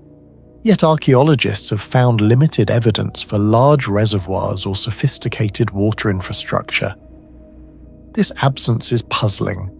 Either important hydraulic systems remain undiscovered, or the inhabitants developed methods of water collection and storage that left little archaeological trace. Similar debates surround several other Celtic oppida across Europe, where populations appear larger than the visible water infrastructure would seem to support. The fourth mystery concerns trade and communication. Excavations revealed objects that originated far beyond the immediate region. Glass ornaments, imported materials, and coinage indicate participation in extensive commercial networks. This is particularly surprising because Dornberg occupies a relatively isolated volcanic plateau. The movement of goods across Iron Age Europe required roads, routes, intermediaries, and logistical coordination. Modern transportation networks rely on maps, infrastructure, and administrative systems. Yet centuries before the Roman Empire constructed its famous roads, Celtic societies were already moving valuable materials across hundreds of kilometers. Researchers still debate the complexity of these networks. Some believe that Celtic Europe maintained interconnected trade corridors linking settlements across much of the continent. Others argue that trade occurred through numerous local exchanges rather than centralized systems. Whatever the explanation, the artifacts found at Dornberg reveal a level of economic integration that many people would not associate with Iron Age societies. The fifth mystery may be the strangest of all. Near Dornberg lies a geological phenomenon known as eternal ice. Within cracks and cavities in the basalt, cold air circulation creates conditions that allow ice to persist even during warmer months. Scientists explain the phenomenon through thermodynamics and airflow within the volcanic rock.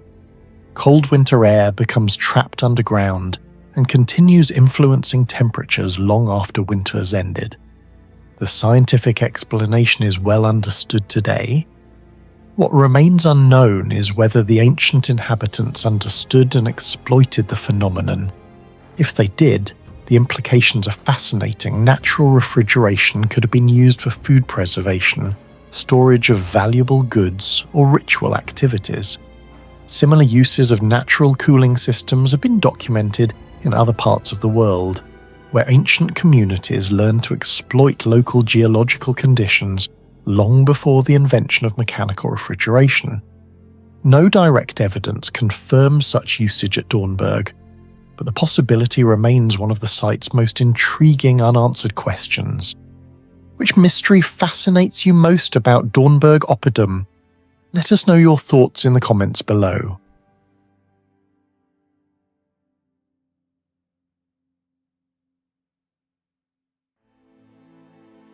Otzenhausen ring wall, known as the Hunnen Ring, stands in the hills of Saarland, western Germany. More than 2,000 years ago, Iron Age engineers built one of the largest fortifications in prehistoric Europe. Today, its massive stone walls still rise from the forest, but the knowledge that created them has largely vanished. The site was known locally for centuries, but systematic archaeological investigations began during the 19th century and expanded throughout the 20th century. Excavations revealed that the fortress was constructed by the Celtic Treveri tribe during the late Iron Age, around the 1st century BC. What researchers uncovered was not a simple hill fort, but an engineering project of astonishing scale. The most extraordinary mystery of Otzenhausen is its colossal defensive wall. The fortress encloses approximately 18 hectares and is surrounded by walls extending more than 2.5 kilometers in length. In some places, the ramparts remain nearly 10 meters high and over 10 meters thick. Archaeologists estimate that hundreds of thousands of tons of stone were used during construction. At first glance, the walls appear simple, but closer examination reveals something far more sophisticated. The builders did not rely on mortar. They created enormous structures by combining carefully placed stone blocks with an internal timber framework. The resulting design belongs to a class of Celtic engineering known as the Murus Gallicus, described by Julius Caesar during his campaigns in Gaul. Caesar wrote that these walls possessed remarkable resistance to both fire and battering attacks, and modern engineering studies suggest he may have been correct. Unlike rigid masonry walls that can crack under impact, the combination of timber and stone distributed force throughout the structure. The wooden beams acted like shock absorbers hidden inside the wall. What remains mysterious is how Iron Age builders achieved such precision. Constructing a wall more than 2.5 kilometers long required maintaining alignment across rugged terrain while ensuring structural stability. Modern engineers would use surveying equipment, mathematical calculations, and detailed plans. The Celts left no blueprints, no engineering manuals, and no written explanations. Yet the walls survived for more than 2 millennia. Experimental archaeology has demonstrated that recreating even small sections of Murus Gallicus construction requires careful planning and extensive labour. Scaling that process to the dimensions of Otzenhausen suggests a level of technical expertise far beyond traditional assumptions about Iron Age Europe. The Great Pyramid required approximately 2.3 million stone blocks, and the Romans built concrete fortifications throughout their empire. Otzenhausen represents a different engineering tradition altogether, a massive defensive system constructed largely from local resources without mortar, concrete, cranes, or written technical documentation. Exactly how the builders designed and coordinated such a project remains unknown. Before construction could begin, someone had to decide where the walls would go. This problem sounds simple until the scale becomes apparent. The perimeter stretches across hills, slopes, ridges, and uneven ground. Every segment had to connect to the next while maintaining defensive effectiveness. The walls needed to maximize visibility, control access routes, and exploit natural terrain. Modern surveyors would use GPS systems, laser scanners, drones, and topographic maps. The Treveri had none of these. Yet aerial surveys show that the fortifications were positioned with remarkable strategic efficiency. Defensive lines consistently occupy advantageous terrain while minimizing vulnerable approaches. How did Iron Age surveyors measure distances across forests and hills? How did they maintain alignment over kilometers of construction? No definitive answer exists. Some researchers believe specialized surveyors may have used wooden sighting devices, measuring ropes and accumulated practical knowledge passed through generations. The problem is that no direct evidence survives. The walls remain, but the methods disappeared. The fortress required an enormous volume of material. Stone had to be extracted, transported uphill, sorted and placed into position. Timber had to be harvested, shaped, and integrated into the structure. Iron nails and metal components had to be manufactured. The logistics alone are staggering. Even if individual stones weighed only a few hundred kilograms, the total volume of material likely reached hundreds of thousands of tons. Transporting such quantities without modern vehicles represents one of the site's greatest mysteries. Comparisons with other ancient projects reveal the challenge. The builders of Stonehenge transported bluestones across more than 200 kilometers. The engineers of Easter Island moved multi-ton Moai statues. At Otzenhausen, the challenge was not moving a few monumental objects, but sustaining a continuous flow of construction material on an industrial scale. Archaeologists still debate the exact transportation methods. Were wooden rollers used? Were sledges pulled by oxen? Did temporary roads exist? Evidence remains incomplete. One of the most overlooked mysteries involves wood. The internal framework of the Murus Gallicus depended heavily on timber. Thousands of beams were integrated into the walls. Wood is vulnerable to decay, insects, moisture, and structural failure. Yet enough survive for archaeologists to reconstruct portions of the design more than 2,000 years later. This raises difficult questions. Did the builders select specific tree species for particular structural roles? Did they understand long-term load distribution? Did they possess preservation techniques that are no longer recognized? Modern structural engineers carefully calculate how wood behaves under stress, yet the Treveri achieved durable results without modern materials science. Much of that knowledge vanished before it could be recorded. Engineering alone could not create Otzenhausen. The project required labor management on a massive scale. Workers had to quarry stone, harvest timber, forge tools, transport materials, construct walls, maintain food supplies, and coordinate schedules. This implies sophisticated administration. Historians estimate that large prehistoric construction projects often required thousands of workers operating over extended periods. Such efforts demand planning, leadership, and resource control. Yet almost nothing is known about the organizational system behind Otzenhausen.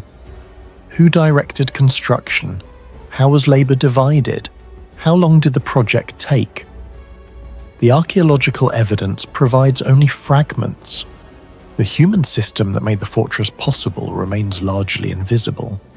Another mystery concerns the site's true purpose. Traditional interpretations describe Otzenhausen as a defensive stronghold, but excavations suggest something more complex. Archaeologists have identified evidence of habitation, storage, craft production, and economic activity within the enclosure. This indicates that the site may have functioned not only as a military fortress, but also as a political center, trading hub, refuge, and symbol of regional power. The scale supports this possibility. Few communities invest such enormous resources solely for defense. Some researchers believe the fortress represented a central place within Treveri society, combining military, economic, and ceremonial functions. The exact balance remains uncertain. What do you think was the most impressive achievement of Otzenhausen Ringwall? The giant mortarless walls, the lost surveying knowledge, or the organization required to build one of Europe's largest Celtic fortresses? Share your thoughts in the comments below. Situated on a steep hill in Veliko Tarnovo, central Bulgaria, and almost entirely encircled by a bend of the Yantra River, Sarevets served as the capital fortress of the Second Bulgarian Empire between the 12th and 14th centuries. Archaeological investigations began in the late 19th century and intensified throughout the 20th century, revealing the remains of royal palaces, churches, defensive walls, towers, roads, reservoirs, and hundreds of residential structures. Yet, Despite more than a century of research, Zarovets continues to raise questions about the engineering knowledge that made such a complex fortress city possible. One of the first mysteries involves the choice of location itself. Zarovets occupies a hill approximately 206 meters above sea level and covers around 12 hectares. At first glance, the position appears ideal for defense. However, transforming a steep rocky hill into the administrative and political center of an empire was an enormous engineering challenge. Medieval builders had to create stable foundations for hundreds of buildings while working on uneven bedrock. Modern engineers use surveying instruments, laser scanners, and computer models to evaluate terrain before construction. The builders of Zarovets possessed none of these technologies, yet they successfully organized a densely populated urban center on one of the most difficult landscapes imaginable. Excavations have revealed evidence of extensive leveling operations across the hill. Large quantities of stone were removed, retaining structures were constructed, and artificial terraces were created to support buildings. The remarkable precision of these modifications suggests that the builders possessed a sophisticated understanding of terrain management. What remains unclear is how they measured elevations and slopes accurately enough to coordinate construction on such a scale. Similar questions surround other ancient engineering achievements such as Machu Picchu in Peru, where builders transformed a steep mountain ridge into a functioning city. In both cases, the final result demonstrates a level of planning that appears far beyond what many people associate with medieval construction. The second mystery concerns the defensive walls. Zarovets was protected by walls stretching roughly 1,100 meters around the hill. Some sections reached heights of 10 meters or more, reinforced by towers strategically positioned along vulnerable approaches. These fortifications survived centuries of warfare, earthquakes, weathering, and neglect. Modern structural analysis has shown that many ancient walls achieved their strength not simply through mass, but through carefully engineered internal construction. At Zarovets, builders used an outer facing of stone combined with an inner core filled with rubble and mortar.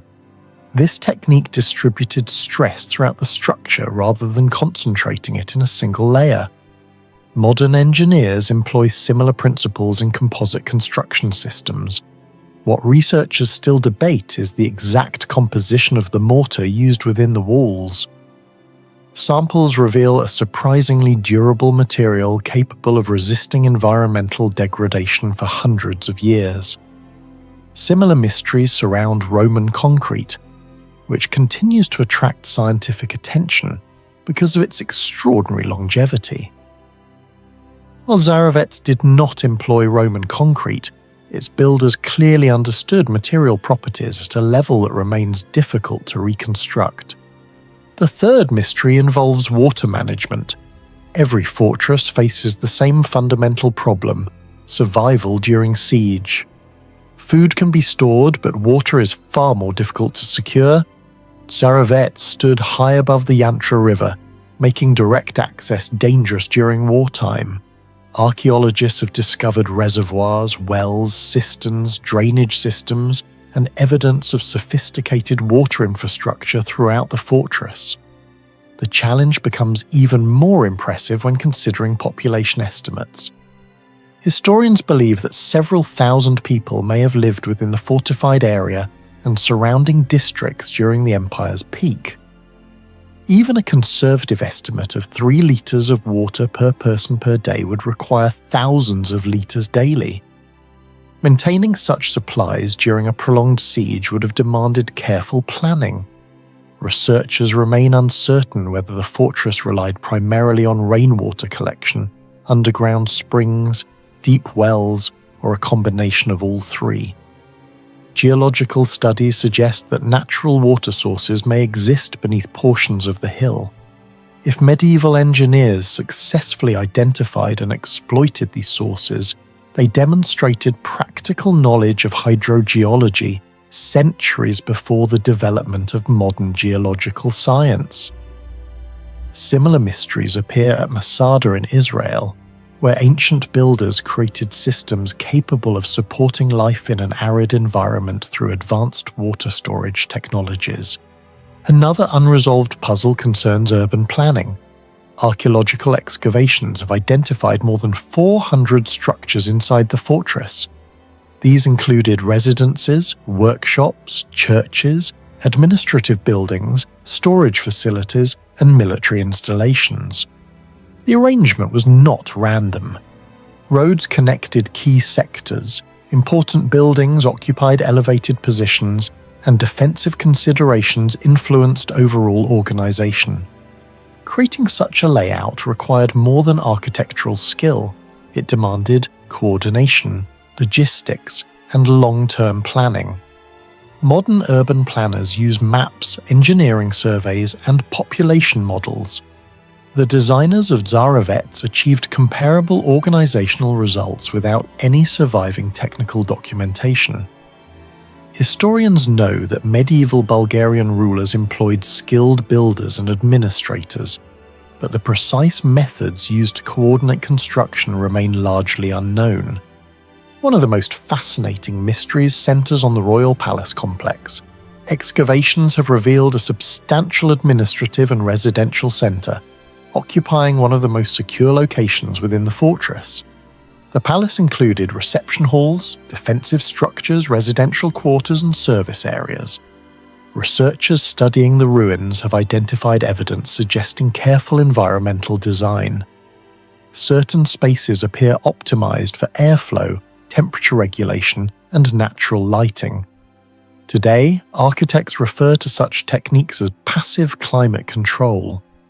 Similar principles can be observed in structures ranging from Byzantine palaces to Islamic architecture in southern Spain.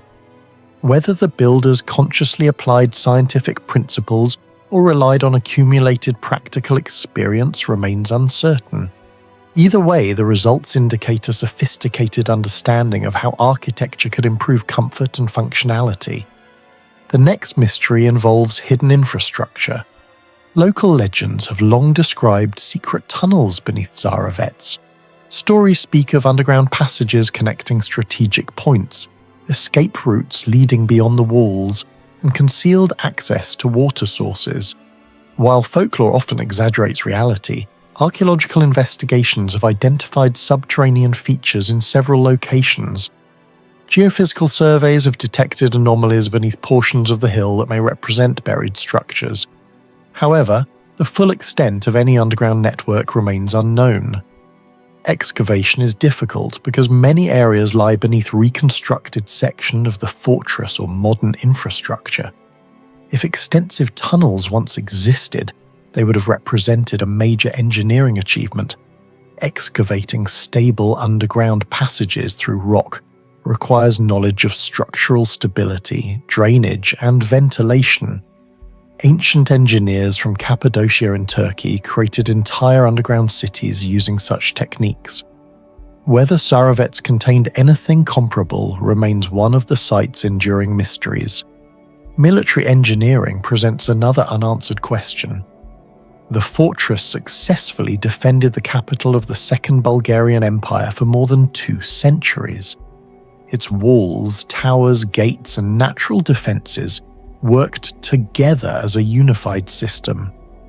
Modern military historians often emphasize how effectively the fortress exploited topography.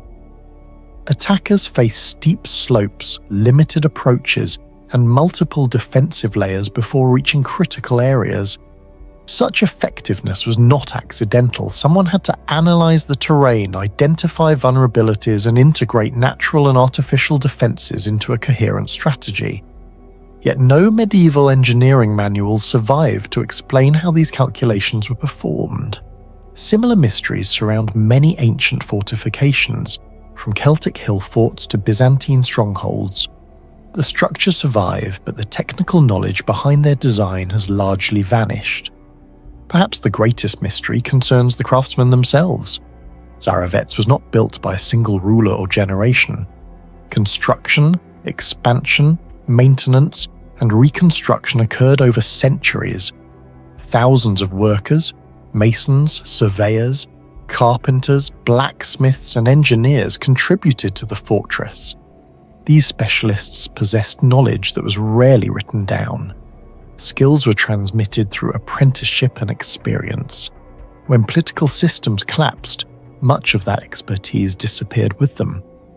The fall of Veliko Tarnovo to the Ottoman Empire in 1393 marked the end of Tsarovets as an imperial centre. Although many structures survived, the technical traditions behind them gradually faded from history.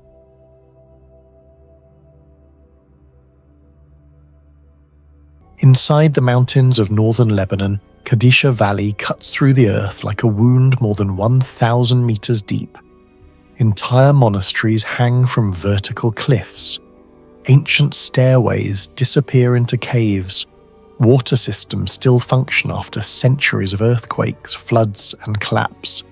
Even today, parts of the valley remain almost unreachable without climbing equipment.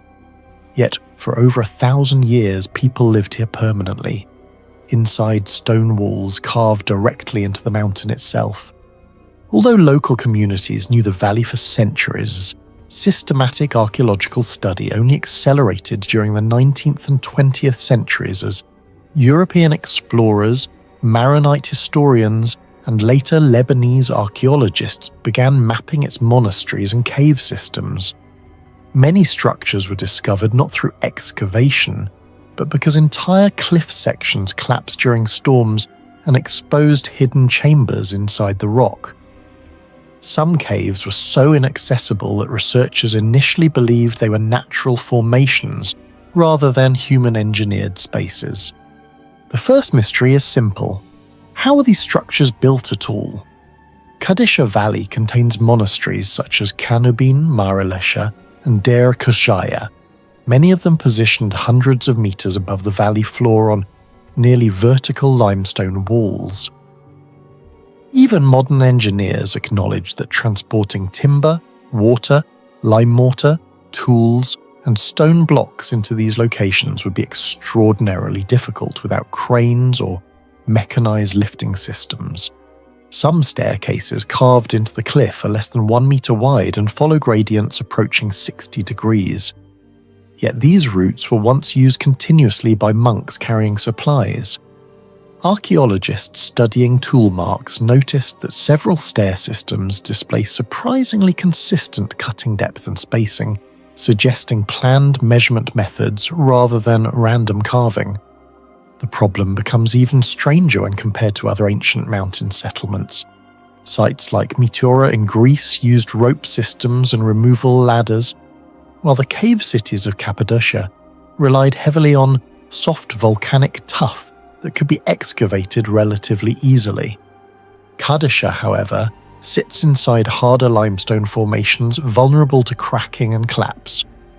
Creating large chambers inside these cliffs without triggering landslides would have required remarkable understanding of load distribution and fracture behavior.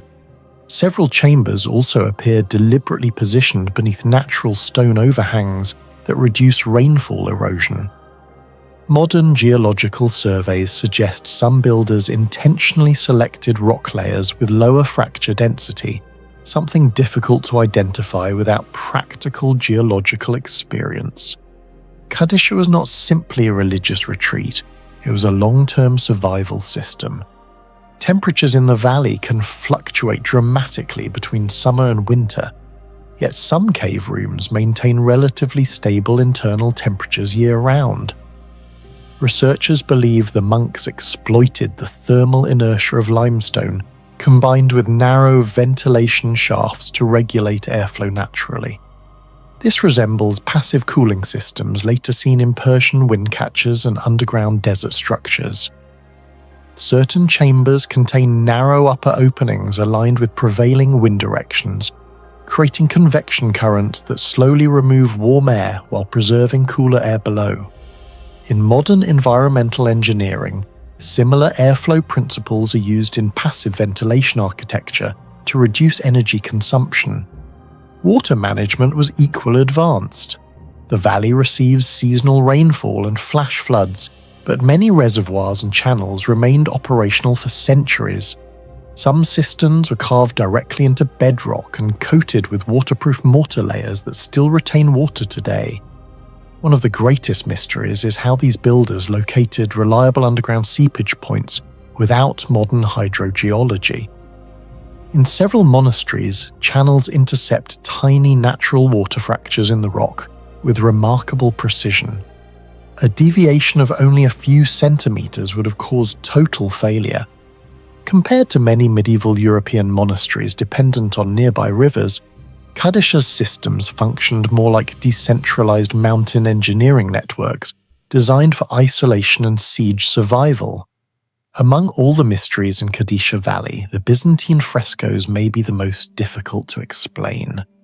Inside dark cliffside chapels, fragments of red, blue, black, and gold pigment still survive despite centuries of humidity, freezing winters, earthquakes, smoke exposure, and water infiltration. Some paintings date back nearly 800 years, yet sections remain surprisingly vivid.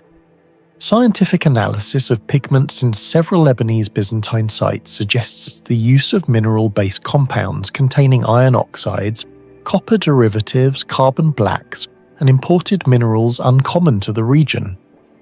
Certain blue pigments may have originated from trade routes connected to Anatolia or even farther east. For isolated monastic communities living inside dangerous mountain terrain, access to such materials implies trade and logistical systems far more sophisticated than previously assumed. The true mystery, however, lies beneath the paint itself. The plaster layers used under some frescoes demonstrate exceptional adhesion to damp limestone walls. In many ancient structures, moisture slowly separates plaster from stone over centuries. Yet parts of the Kadisha frescoes remain tightly bonded even after repeated seismic activity. Researchers comparing these materials to Roman hydraulic mortars discovered similarities in lime composition and aggregate density. Some plaster samples contain microscopic volcanic particles and crushed ceramics that may have improved durability through pozzolanic reactions. Chemical processes also found in Roman marine concrete. When lime reacts with volcanic minerals and water, it can create crystalline structures resistant to cracking and moisture penetration. If confirmed, this would mean medieval builders in Kadisha possessed practical knowledge of advanced mortar chemistry long after the fall of Rome. Even more puzzling is the way certain frescoes survive inside partially ventilated caves where condensation should have destroyed organic pigments centuries ago. Some historians suspect natural mineral salts inside the limestone may have unintentionally stabilized pigment layers, while others argue the builders deliberately selected microclimates with controlled humidity. The effect is haunting. In some chapels, faces painted centuries ago still emerge faintly from the darkness as if preserved outside normal time. Many structures in Kadisha were designed not to be seen. Several hermit caves are almost invisible from the valley floor because they were built behind natural shadows, vegetation, or rock folds. Some entrances can only be approached from narrow ledges hidden along the cliff face. This has led historians to believe the valley functioned as a refuge during periods of persecution under Mamluk and Ottoman rule. Entire communities may have survived here undetected for decades, but the logistics remain difficult to explain. Supplying isolated cliff chambers with food, oil, parchment, timber, and drinking water across generations would have required highly organized transport routes. Yet very little evidence of large-scale lifting systems survives. In some places, archaeologists found beam holes cut into cliff faces, suggesting suspended wooden walkways once connected hidden sections of the valley. Most have long since collapsed into the gorge below. Another unexplained feature involves sound. Several small chapels produce unusually strong echoes despite their tiny size. A whisper near certain walls can resonate throughout the chamber for several seconds. Acoustic researchers studying stone religious architecture Note that curved ceilings and irregular limestone surfaces can amplify specific vocal frequencies.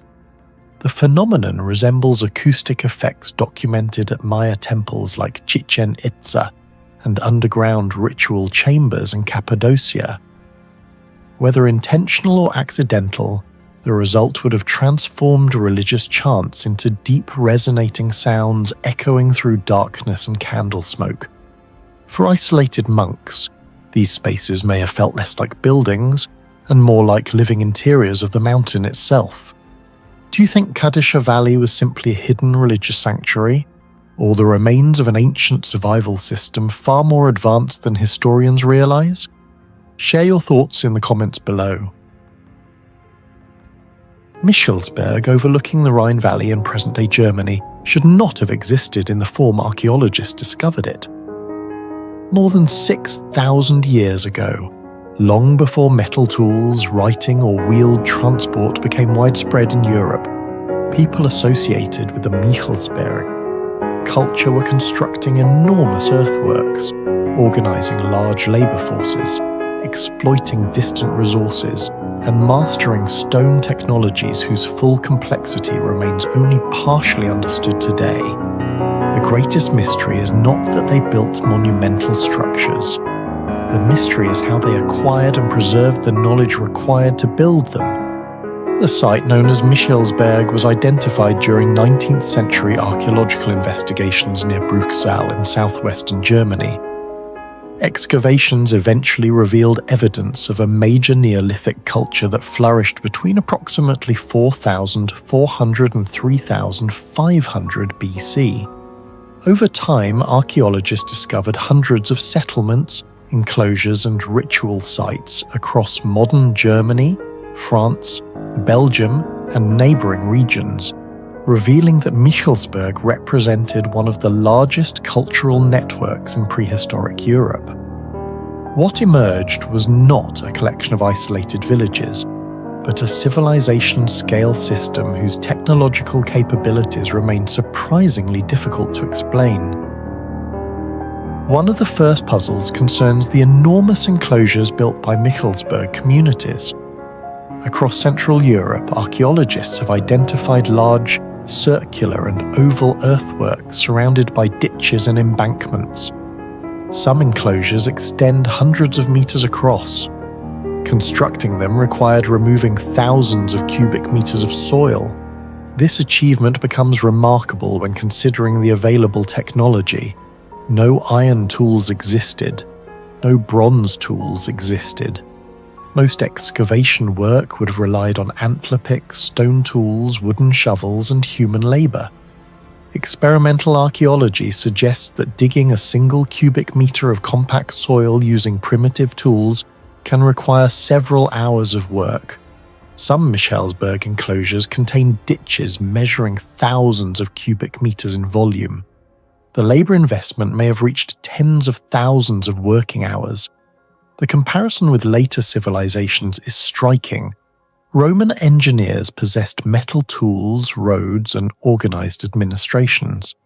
Yet 6,000 years ago, Michelsberg communities were already coordinating projects on a scale requiring careful planning and leadership. Exactly how these labor forces were organized remains unknown. Equally puzzling is the placement of Michelsberg sites. Many settlements occupy elevated positions overlooking valleys, rivers, and transportation corridors. The locations appear strategically chosen to maximize visibility and communication across the landscape.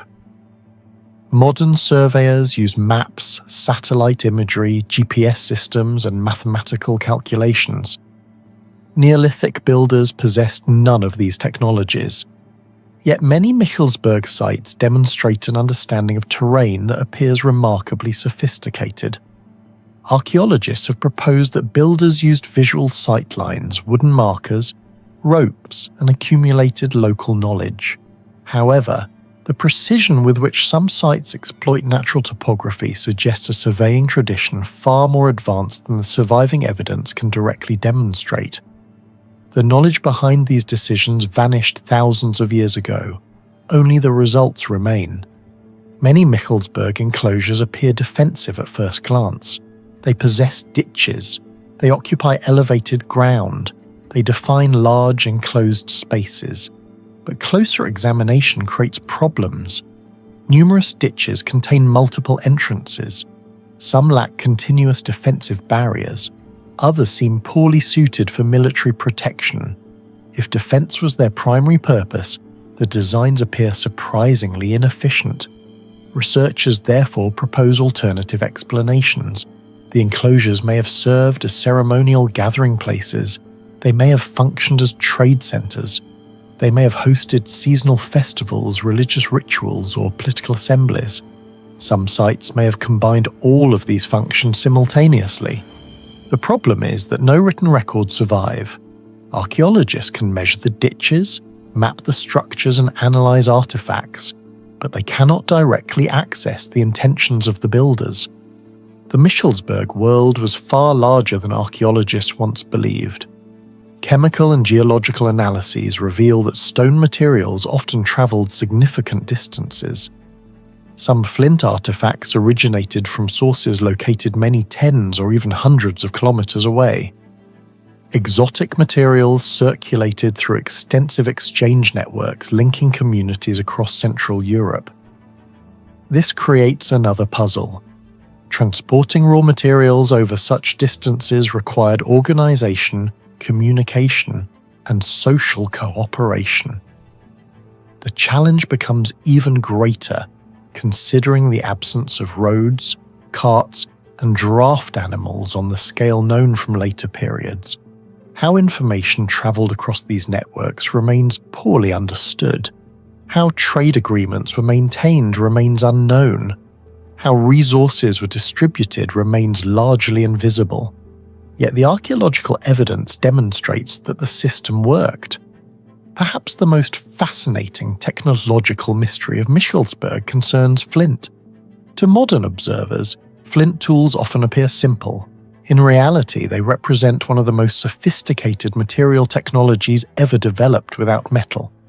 Michelsberg craftsmen produced blades, scrapers, knives, and specialized tools displaying remarkable precision. Many artifacts reveal carefully controlled fractures and highly standardized shapes. Creating such tools required deep knowledge of material behavior. Flint does not break randomly. It fractures according to complex mechanical principles involving force direction, angle of impact, internal structure, and energy transfer. Modern materials scientists describe this process as conchoidal fracture. A mistake of only a few degrees can ruin an entire tool. Yet Michelsberg knappers repeatedly achieved results that demonstrate extraordinary consistency. The mystery begins with raw material acquisition. How did miners identify the highest quality flint deposits? Some sources were buried beneath layers of sediment and soil. Locating them required geological knowledge accumulated through generations of observation and experience. Evidence from Neolithic Europe demonstrates that flint mining could become a major industrial activity. At sites such as Spiennes in Belgium and Grimes Graves in Britain, prehistoric miners excavated shafts reaching depths of more than 10 meters. Although not every mine belonged directly to Michelsberg communities, these sites demonstrate the technological environment in which they operated. The challenge was not simply finding flint. The challenge was extracting it safely. Underground mining requires ventilation, structural stability, lighting, and navigation. Even today, underground work remains hazardous. How Neolithic miners managed these risks remains only partially understood. After extraction came transportation. Large flint nodules sometimes weighed tens of kilograms. Moving them across long distances required logistics systems that left few traces in the archaeological record. Then came manufacturing. Experimental archaeologists attempting to replicate prehistoric blades often require years of practice before achieving consistent results. Master craftsmen can produce long, thin blades with astonishing efficiency. Many Michelsberg artifacts suggest the existence of similarly skilled specialists. This raises another question. How was knowledge transmitted? There were no manuals, no technical diagrams, no written instructions. Every technique had to be learned through demonstration, observation, and practice. Entire technological systems existed only inside human memory. One generation taught the next. When those chains of transmission eventually broke, much of the knowledge disappeared forever. Today, archaeologists can recreate some techniques through experimentation, but many details remain uncertain. Exactly how apprentices were trained, exactly how quality standards were maintained, exactly how production was organized, these questions remain unanswered. Another unresolved puzzle involves human remains discovered in ditches and enclosure features. In several locations, archaeologists uncovered skeletal material deposited in unusual ways. Some remains appear incomplete. Others were placed in contexts that differ from conventional burials. These discoveries have generated intense debate. Were they ritual offerings, secondary burials, ancestor ceremonies, evidence of social conflict? No single explanation accounts for every case. The archaeological record preserves the physical remains but not the beliefs that produced them. What do you think was the most impressive achievement of the Michelsberg culture? The giant earthworks, the vast trade networks, or the lost flint technology that allowed Neolithic craftsmen to master stone with extraordinary precision?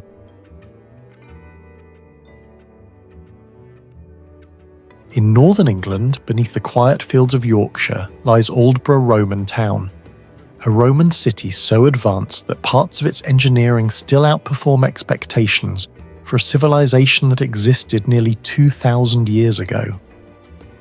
Beneath farmland and modern houses, archaeologists continue to uncover evidence of hidden infrastructure, underground heating systems, unusually durable construction materials, and mosaics whose colors refuse to disappear despite centuries of moisture, frost, and burial. The ancient city was originally known as Isurium Brigantum, once the administrative capital of the Brigantes tribe after Roman conquest in the 1st century AD. What makes Aldborough extraordinary is not simply its size, but its location. This was not Rome, Alexandria, or Carthage. It stood deep in the cold, wet frontier of northern Britain, more than 1,500 kilometers from the Roman capital. Yet Roman engineers constructed an urban centre with paved streets, drainage systems, public buildings, bath complexes, and elite villas that rivaled cities much closer to the Mediterranean core of the empire. Much of the city remained hidden for centuries. The first major discoveries emerged during the 18th and 19th centuries when farmers repeatedly uncovered Roman stones, mosaics, and carved fragments beneath their fields. But the true scale of the buried city only became clear through modern archaeological technologies. Ground-penetrating radar, aerial photography, LiDAR mapping, and magnetometry surveys revealed enormous underground street grids and buried structures extending far beyond the visible ruins. Some archaeologists estimate that only a small fraction of the original city has been excavated, meaning most of Aldborough still survives underground. What shocked researchers most was the precision of its urban planning. Roman surveyors designed the city using an orthogonal grid system, with roads intersecting at nearly perfect right angles. This type of planning existed in Roman colonial cities across Europe, but reproducing it in the unstable and rain-soaked soils of Yorkshire presented enormous engineering challenges. Northern England experiences frequent rainfall, freeze-thaw cycles, and waterlogged ground conditions that gradually destroy poorly built roads. Yet traces of Aldborough's foundations remain detectable after nearly 2 millennia. Excavations revealed that Roman builders used layered road construction techniques resembling modern load distribution engineering. Thick layers of compacted gravel, crushed stone and clay stabilized the surface above softer soil. Similar principles are used in modern geotechnical road systems today. Some Roman roads in Britain have remained partially intact longer than many pre-industrial roads built centuries later. Archaeologists believe the Romans understood how to distribute weight and manage drainage far more effectively than previously assumed. Another mystery lies beneath the floors of the city's elite buildings. Aldborough contained hypocaust systems, a form of underfloor heating considered one of the most sophisticated technologies of the Roman world. Hot air generated by furnaces circulated beneath raised floors supported by small stone pillars, heating entire rooms from below. In Mediterranean climates, this technology was already impressive.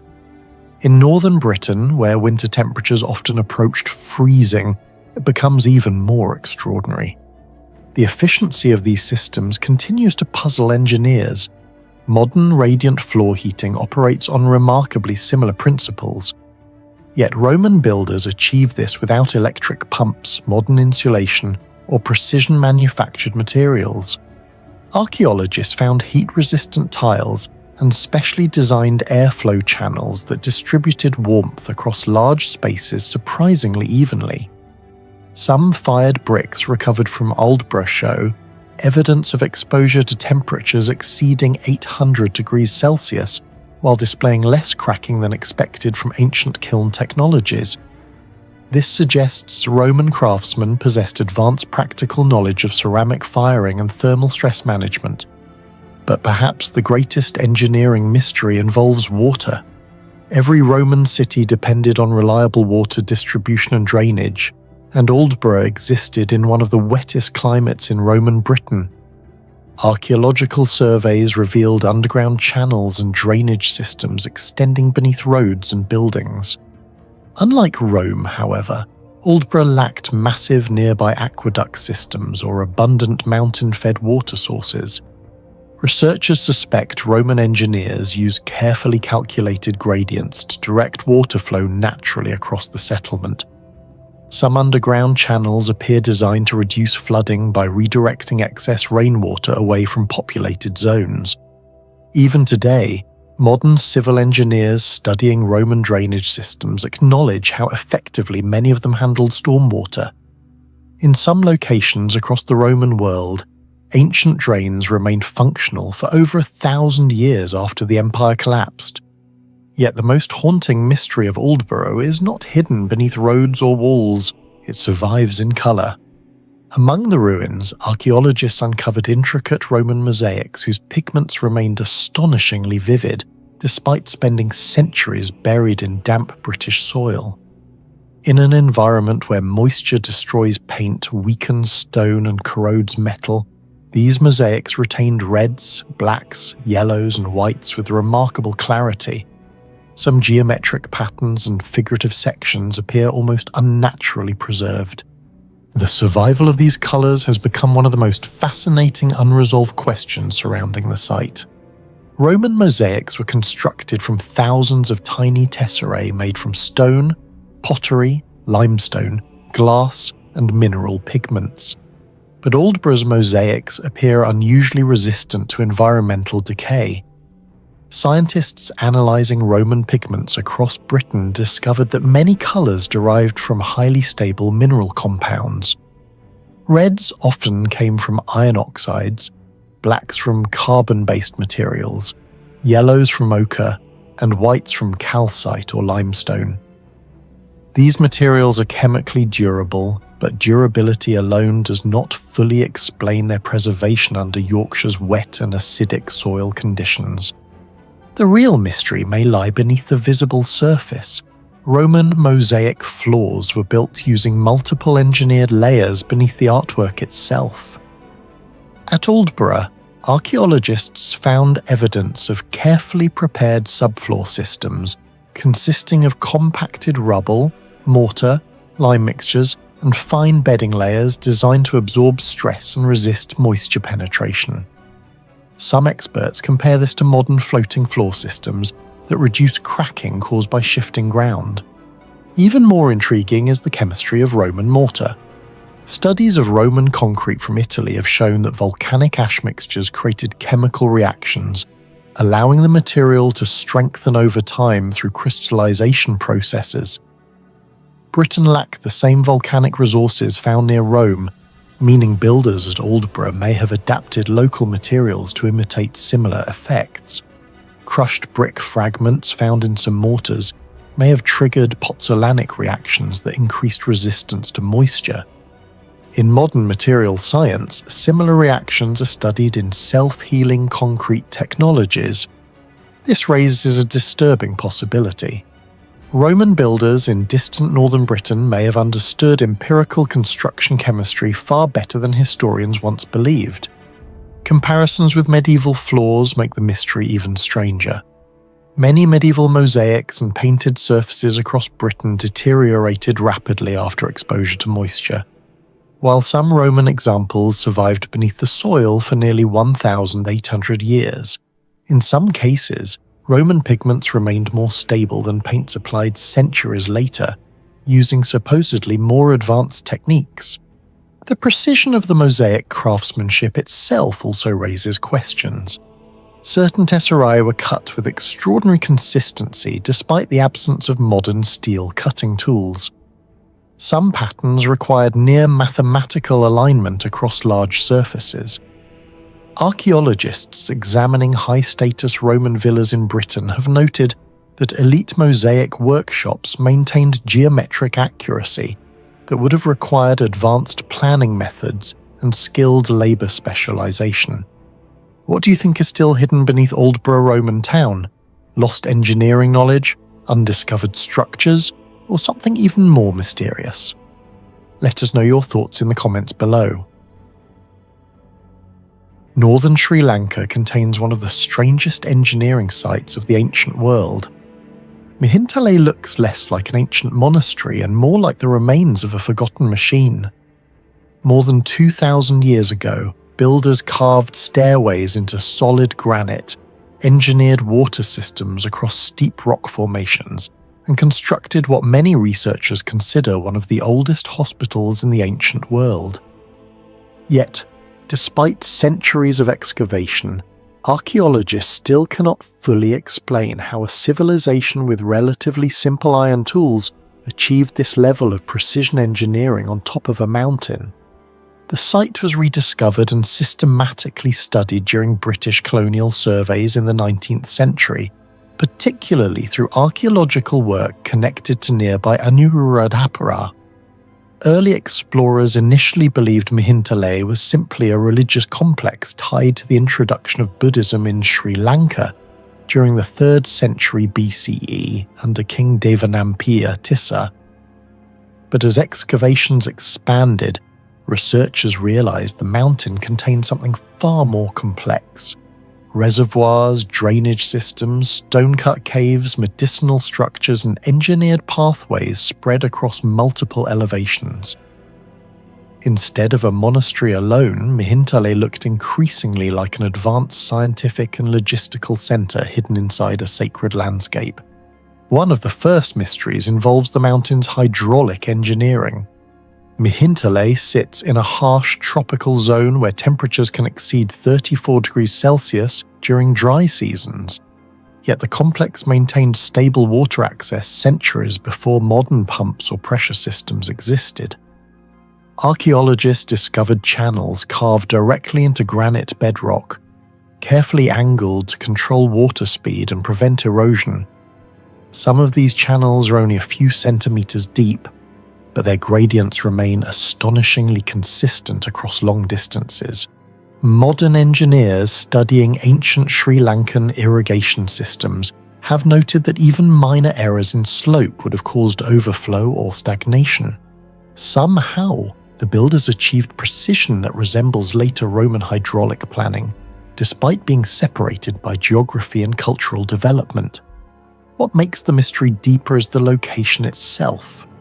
Most ancient hydraulic civilizations, including Mesopotamia and Egypt, developed near rivers or flat floodplains. Mihintale instead attempted large-scale water control on uneven granite terrain hundreds of meters above the surrounding plains. This required not only surveying skills, but also an advanced understanding of gravity-fed water distribution. Some researchers believe Mihintale functioned as an experimental extension of the larger hydraulic civilization centered around Anuradhapura, whose reservoirs rank among the greatest engineering achievements of the ancient world. Several Sri Lankan reservoirs held millions of cubic meters of water, rivaling some Roman-era storage systems in scale. Yet Mihintale's mountain infrastructure may actually have been harder to build because of the terrain. The giant stone stairways create another unsolved puzzle. Today, more than 1,800 granite steps climb toward the summit.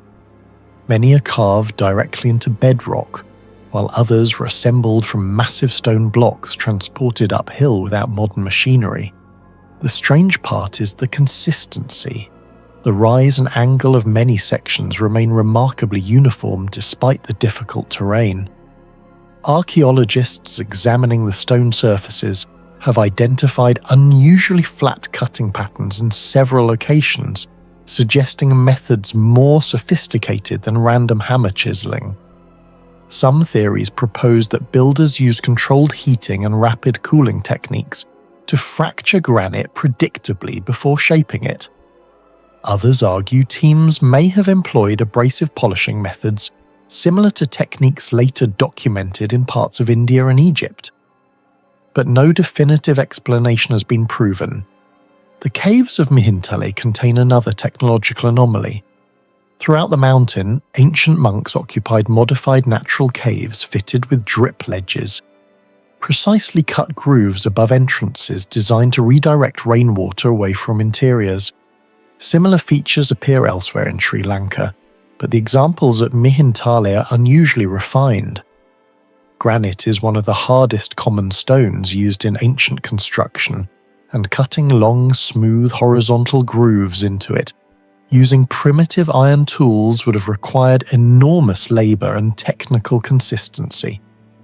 Some ledges remain functional after more than 2 millennia of tropical monsoons. Then comes the most controversial mystery of all, the ancient hospital complex. Archaeologists uncovered stone foundations, bathing structures, medicinal grinding platforms, drainage systems, and carefully designed treatment areas that many scholars identify as one of the oldest hospitals in human history. The site likely dates between the 3rd century BCE and the 9th century CE, with expansions over time. But what shocks researchers is not simply its age, it is the sophistication of its design. Several stone troughs and basins appear engineered for specialized medical purposes. Some are shaped with symmetrical curves that would have required careful measurement and precision carving. One large medicinal bath is cut from solid stone and designed in a way that allowed liquid to circulate evenly around a reclining patient. Researchers comparing the structure to Greek and Roman medical facilities note that Mihintale's water-focused therapeutic systems may have been centuries ahead of many medieval institutions elsewhere in the world. Ancient Sri Lankan chronicles describe physicians using herbal oils, steam treatments, mineral compounds, and even forms of surgery. The hospital's drainage system suggests a strong concern for sanitation and fluid control, concepts not fully understood in Europe until much later. Some scholars believe certain basins may have been used for Ayurvedic oil immersion therapies similar to treatments still practiced today. Others speculate that Mihintale's medical center may also have functioned as a pharmaceutical research site, where compounds were prepared and tested. One mystery involves the exact purpose of several unusually shaped stone containers discovered there. Their geometry does not perfectly match ordinary storage systems. Some archaeologists think they were designed to mix medicinal liquids at controlled ratios. Others argue they may have supported primitive distillation or extraction processes involving heat and herbal compounds. Because written technical manuals from the site were never found, much of the medical technology remains speculative. Even more intriguing is the placement of the hospital itself. Instead of being hidden away, the medical complex occupied a strategically important section of the mountain with access to fresh water and airflow. This suggests the builders understood environmental effects on recovery and disease management. Modern hospital architecture emphasizes ventilation, drainage, and controlled water access, principles Myintale appears to have integrated over 2,000 years ago. The overall planning of Myintale raises broader questions about ancient knowledge systems. Many structures align naturally with ridges, reservoirs, and pathways in ways that maximize efficiency while minimizing erosion damage. Some researchers argue this reflects generations of accumulated engineering data rather than simple trial and error. Others believe the site may have functioned as a teaching center, where hydraulic engineering, medicine, and religious practice were interconnected. Ancient Brahmi inscriptions discovered across the mountain confirm that Myintale was active during some of the earliest phases of Sri Lankan civilization. Yet the inscriptions rarely explain how the technologies themselves worked. This mirrors a pattern seen in many ancient societies. Monumental achievements survive, but the technical instructions disappear. Egypt left pyramids without construction manuals. Rome left concrete formulas still debated today. Myintale left hydraulic and medical systems whose full operational principles remain uncertain. So what do you think Myintale really was? Just a religious mountain monastery, or evidence of an ancient civilization with engineering and medical knowledge far beyond its time? Let me know your thoughts in the comments below. Zgurdesh, an ancient city located on a hill about 15 kilometers south of modern Kruja, remains one of Albania's most intriguing archaeological sites. Overlooking key routes that once linked the Adriatic coast with the interior Balkans, the settlement occupied a strategically important position. Archaeological investigations that began in the early 20th century uncovered the remains of a large fortified city dating mainly from the 4th to the 2nd centuries BC. Many scholars believe the site may have been Albanopolis, the principal centre of the Illyrian tribe known as the Albani, mentioned by the geographer Ptolemy in the 2nd century AD. Despite more than a century of research, the ruins continue to pose challenging questions about engineering, urban planning, logistics, and technological knowledge that are still not fully understood. The first mystery begins with the location itself. Ancient builders selected a hill rising more than 300 meters above sea level, commanding extensive views across the surrounding valleys. Modern military analysts recognize the strategic advantages immediately. From the summit, observers could monitor movement over a vast area while remaining protected by steep slopes. What remains unclear is how Illyrian surveyors identified and evaluated such an optimal position without maps, aerial photography, satellites, or modern surveying equipment. Today, engineers use GPS systems capable of centimeter-level accuracy and digital terrain models generated by satellites.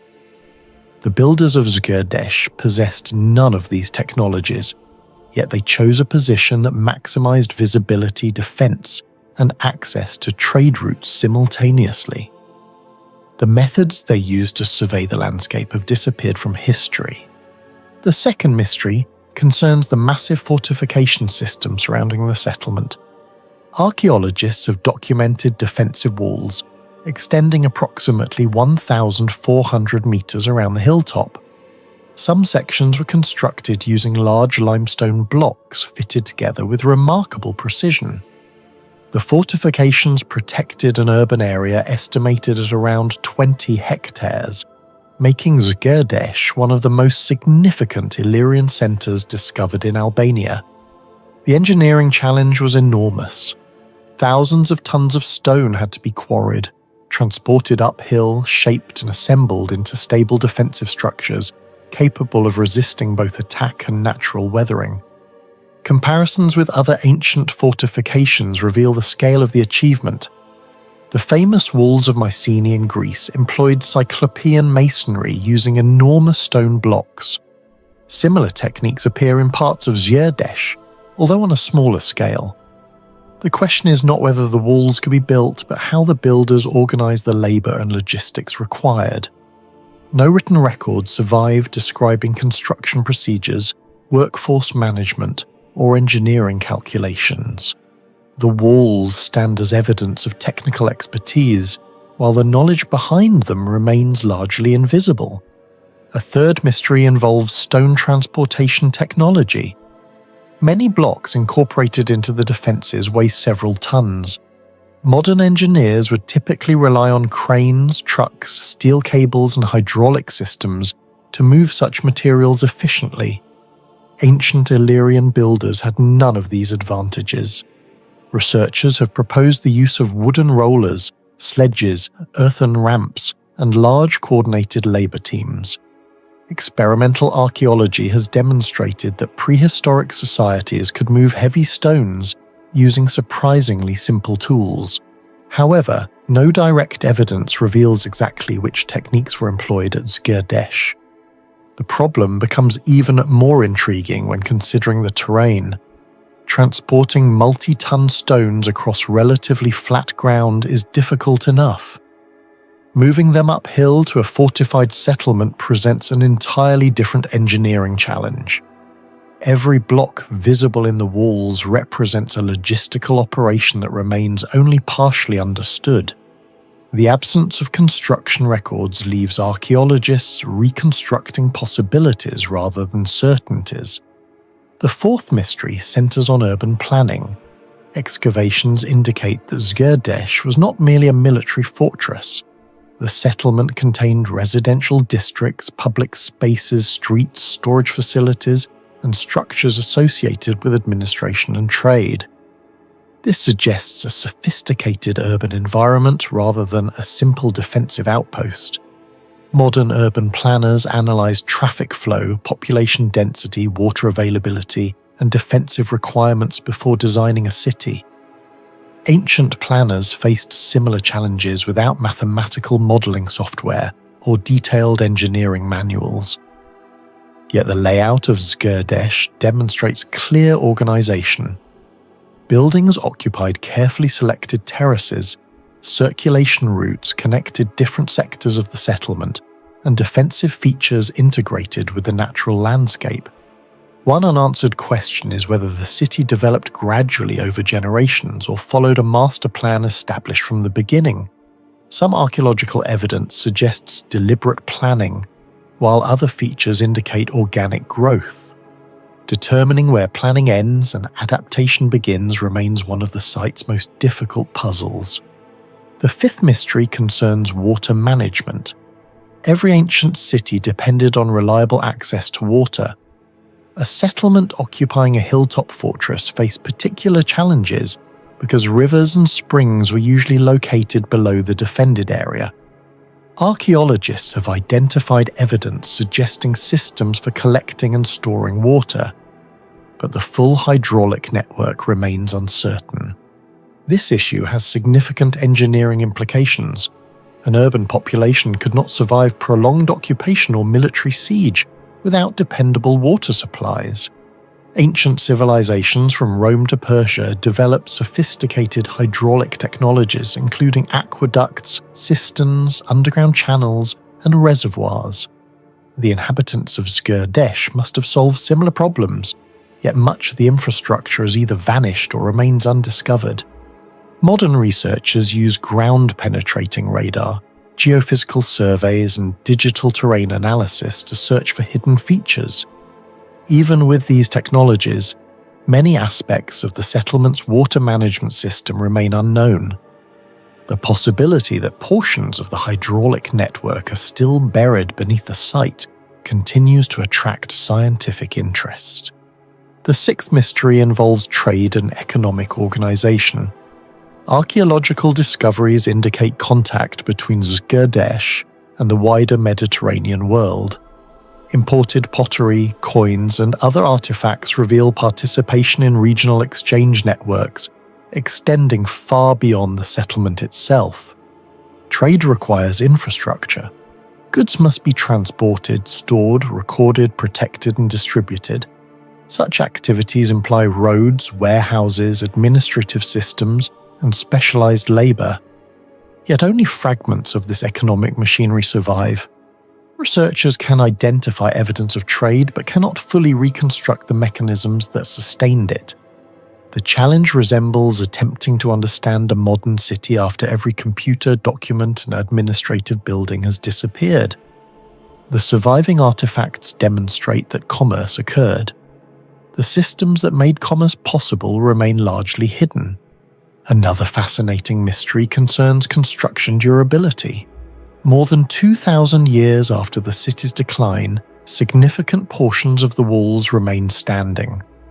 This longevity reflects engineering decisions that proved remarkably effective. Builders selected suitable stone, understood load distribution, and adapted structures to the local geology. Scientists studying ancient construction frequently encounter similar questions elsewhere. Roman concrete continues to attract research because some formulations have survived for millennia. Inca masonry demonstrates extraordinary resistance to earthquakes. The builders of Zgurdesh may not have possessed identical technologies, but they clearly understood principles of stability and durability that deserve greater investigation.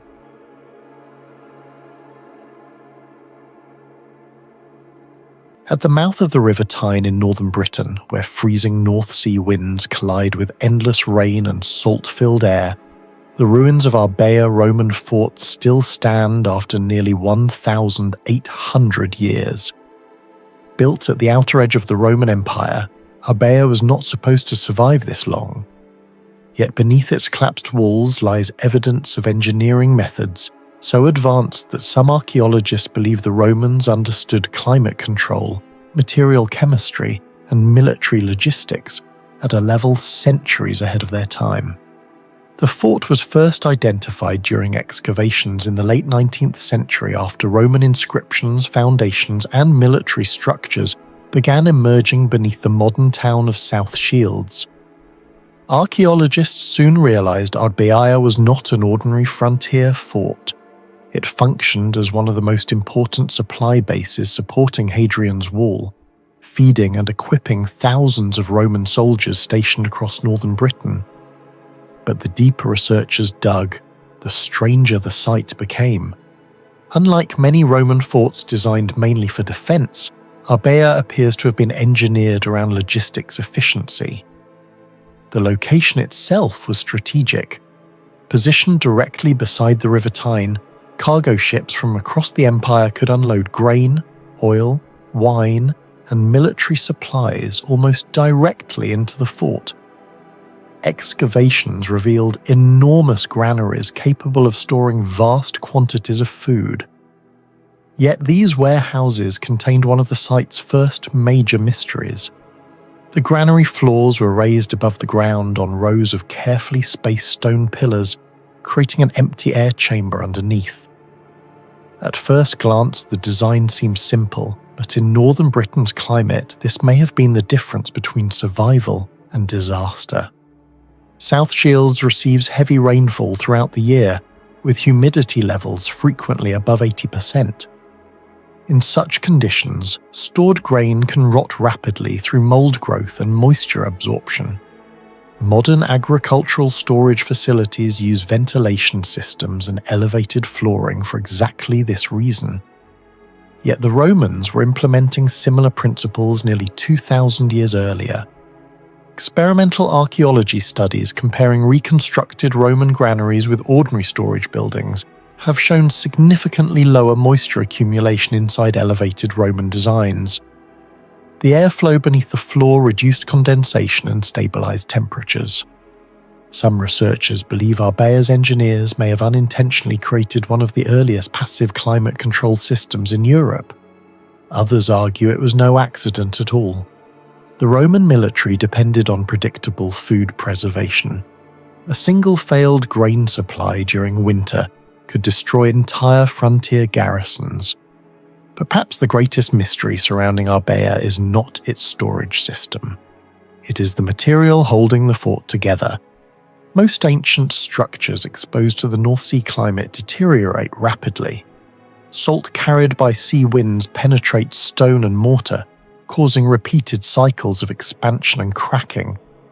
Modern concrete structures near coastlines often require major repairs within decades because chloride ions from salt water corrode internal materials and weaken the structure from within. Yet parts of Arbea's foundations have remained remarkably stable after almost 18 centuries of freezing temperatures, rain, and marine exposure.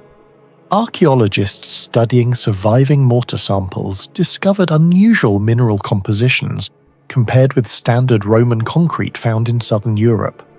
Traditional Roman concrete, especially around the Mediterranean, often relied on volcanic ash known as pozzolana. When mixed with lime and seawater, pozzolanic concrete produced exceptionally durable chemical reactions. Some Roman harbour structures in Italy have survived for over 2,000 years because of this material. Northern Britain, however, lack the volcanic ash resources available near Rome. Arbea's builders appear to have adapted. Analysis of mortar fragments suggests they may have altered lime mixtures using locally available sand, crushed ceramics, and mineral-rich aggregates capable of resisting moisture penetration. Some microscopic studies even indicate the presence of crystalline formations inside cracks, suggesting the mortar may have partially self-sealed over time when exposed to water. This phenomenon has drawn comparisons to modern self-healing concrete technologies currently being developed by material scientists. In modern experiments, specialized minerals or bacteria are added to concrete, so cracks automatically fill when exposed to moisture.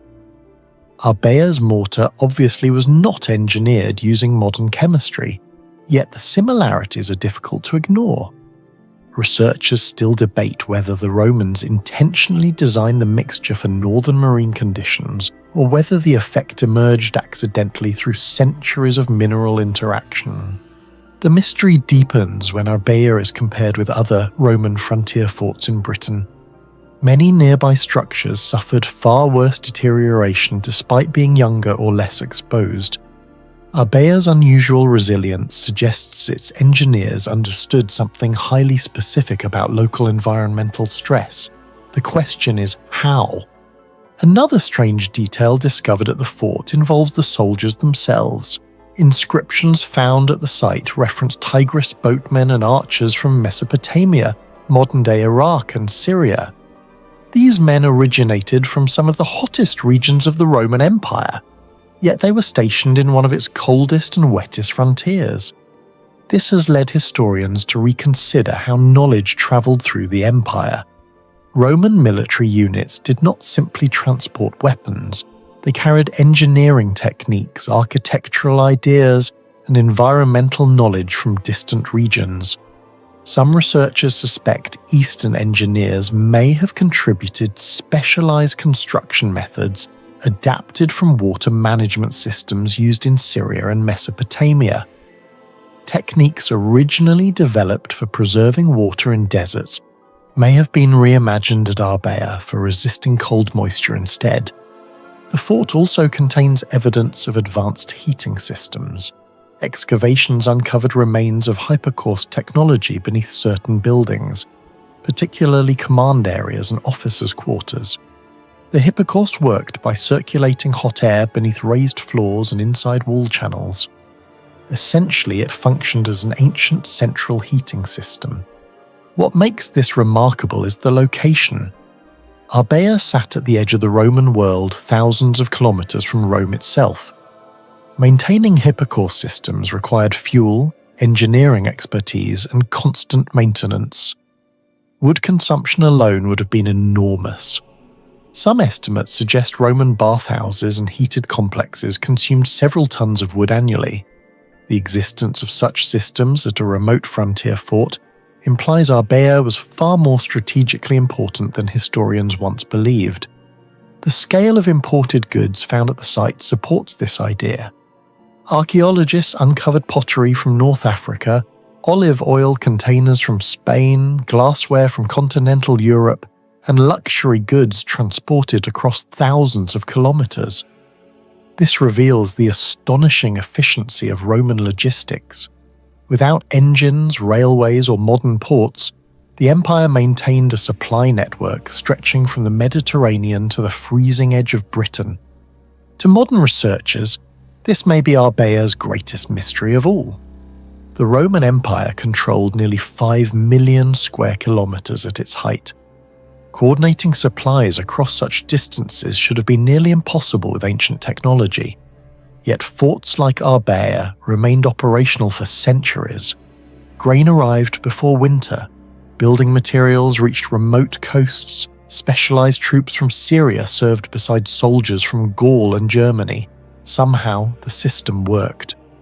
What do you think made Arbea's engineering survive nearly 1,800 years against the brutal North Sea climate? Was it lost Roman technology, advanced material science far ahead of its time, or something historians still haven't fully discovered? Let us know your thoughts in the comments below.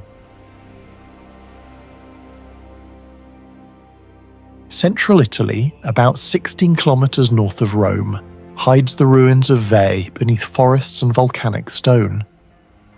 But under the silent ground lies one of the most disturbing engineering mysteries of the ancient world. A city that may have mastered underground hydraulics centuries before Rome itself understood how to control water on an industrial scale. Veii was once the richest Etruscan city in the region, rivaling early Rome in both military power and technology. Ancient Roman historians like Livy described it as a city so fortified and advanced that Rome needed nearly 10 years to conquer it, finally capturing it around 396 BCE under the general Marcus Furius Camillus. Yet what archaeologists later uncovered beneath Veii raised a more unsettling question.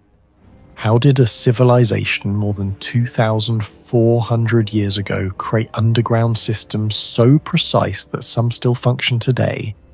The rediscovery of Veii began seriously in the 19th century, but the real shock came during modern excavations in the 20th century, when archaeologists mapped massive subterranean hydraulic tunnels known as cuniculi. At first, researchers believed they were simple drainage channels. They were wrong. The deeper they explored, the stranger the system became. These cuniculi form a vast underground network carved directly into volcanic tufa bedrock. Some tunnels stretch for kilometers beneath the ancient plateau, intersecting with wells, reservoirs, hidden shafts, and agricultural drainage systems. What makes them extraordinary is not just their scale, but their precision. Many passages maintain an almost perfectly controlled gradient over long distances. Modern surveys found that several tunnels deviate by only a few centimeters over hundreds of meters, a level of accuracy difficult to achieve even with later medieval technology. The mystery becomes even more difficult to explain when considering the working conditions. Many cuniculi are extremely narrow, forcing workers to crawl through darkness while cutting through hard volcanic stone. There was no modern lighting, no laser leveling equipment, and no advanced surveying instruments. Yet the tunnels rarely flood catastrophically and maintain stable water flow even after more than 2 millennia. Engineers studying the system have compared parts of it to early Roman aqueduct logic, except Veii's tunnels predate many major Roman hydraulic achievements by centuries.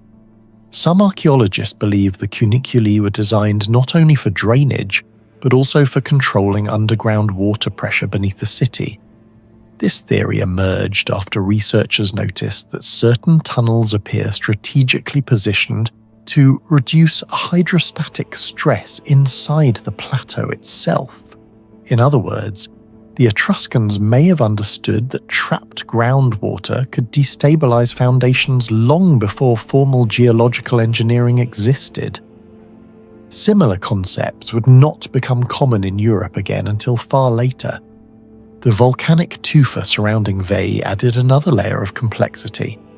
Tufa is easier to carve than granite, but it is unstable when saturated with water. If drainage is poorly managed, sections can collapse. Yet many tunnels at Veii survived earthquakes, floods, and erosion for over 2,000 years. Some are still operational during seasonal rains.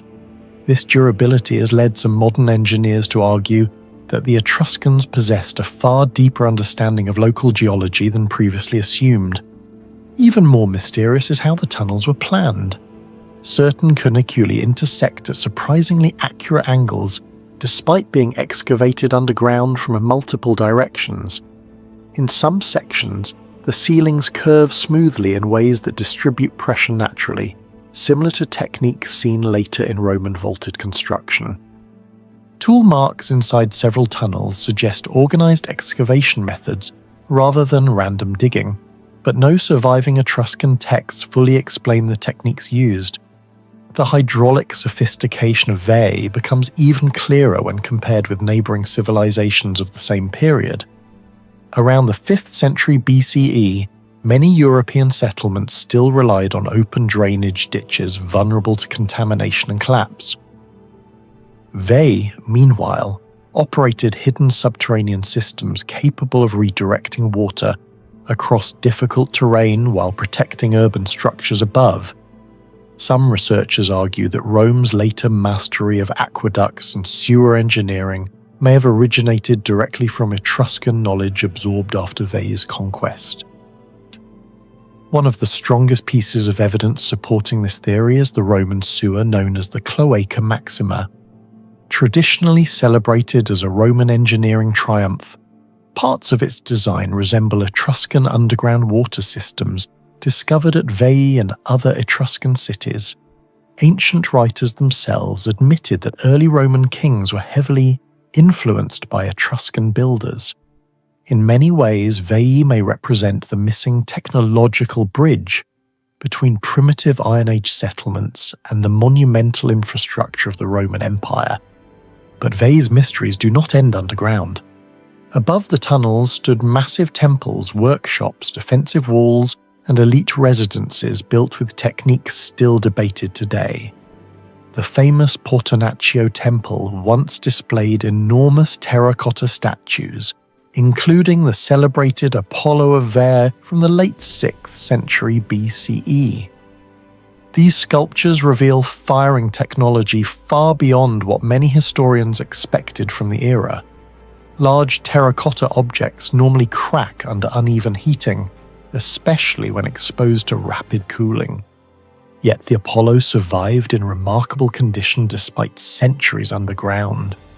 Researchers studying Etruscan kilns discovered evidence of sophisticated airflow control systems capable of distributing heat more evenly across large chambers. Some firing temperatures may have exceeded 900 degrees Celsius. That level of thermal control required careful oxygen management and highly organized fuel distribution. Similar large-scale ceramic firing techniques would later become central to Roman industrial production. Veii also demonstrates strange architectural resilience. Several surviving foundations show unusually stable block placement, using tightly fitted volcanic stone with minimal mortar. In some locations, the arrangement appears designed to absorb small ground movements instead of resisting them rigidly. Modern earthquake-resistant structures often use comparable principles by allowing controlled movement during seismic stress. Whether the Etruscans intentionally understood this effect remains unknown, but the survival of certain structures through centuries of regional seismic activity is difficult to ignore. Another unresolved mystery involves the rumored military tunnels connected to Veii's final siege. According to Roman accounts, soldiers under Camillus secretly dug through underground passages to enter the city during the final assault. Historians long considered the story partly legendary. However, later excavations confirm that Veii truly possessed an enormous network of subterranean routes beneath its sacred and defensive zones. Some archaeologists now believe the Roman story may have been based on real engineering operations. Modern ground-penetrating radar surveys continue to detect buried anomalies beneath unexplored sections of Veii. Several possible underground chambers remain inaccessible. Some may be collapsed hydraulic structures, others could be ritual spaces, storage systems, or additional tunnel complexes still hidden beneath volcanic soil. Even today, large portions of the city remain unexcavated. Do you think the Romans truly invented their greatest engineering technologies? Or did they inherit secrets from forgotten civilizations like Veii? Share your thoughts in the comments below.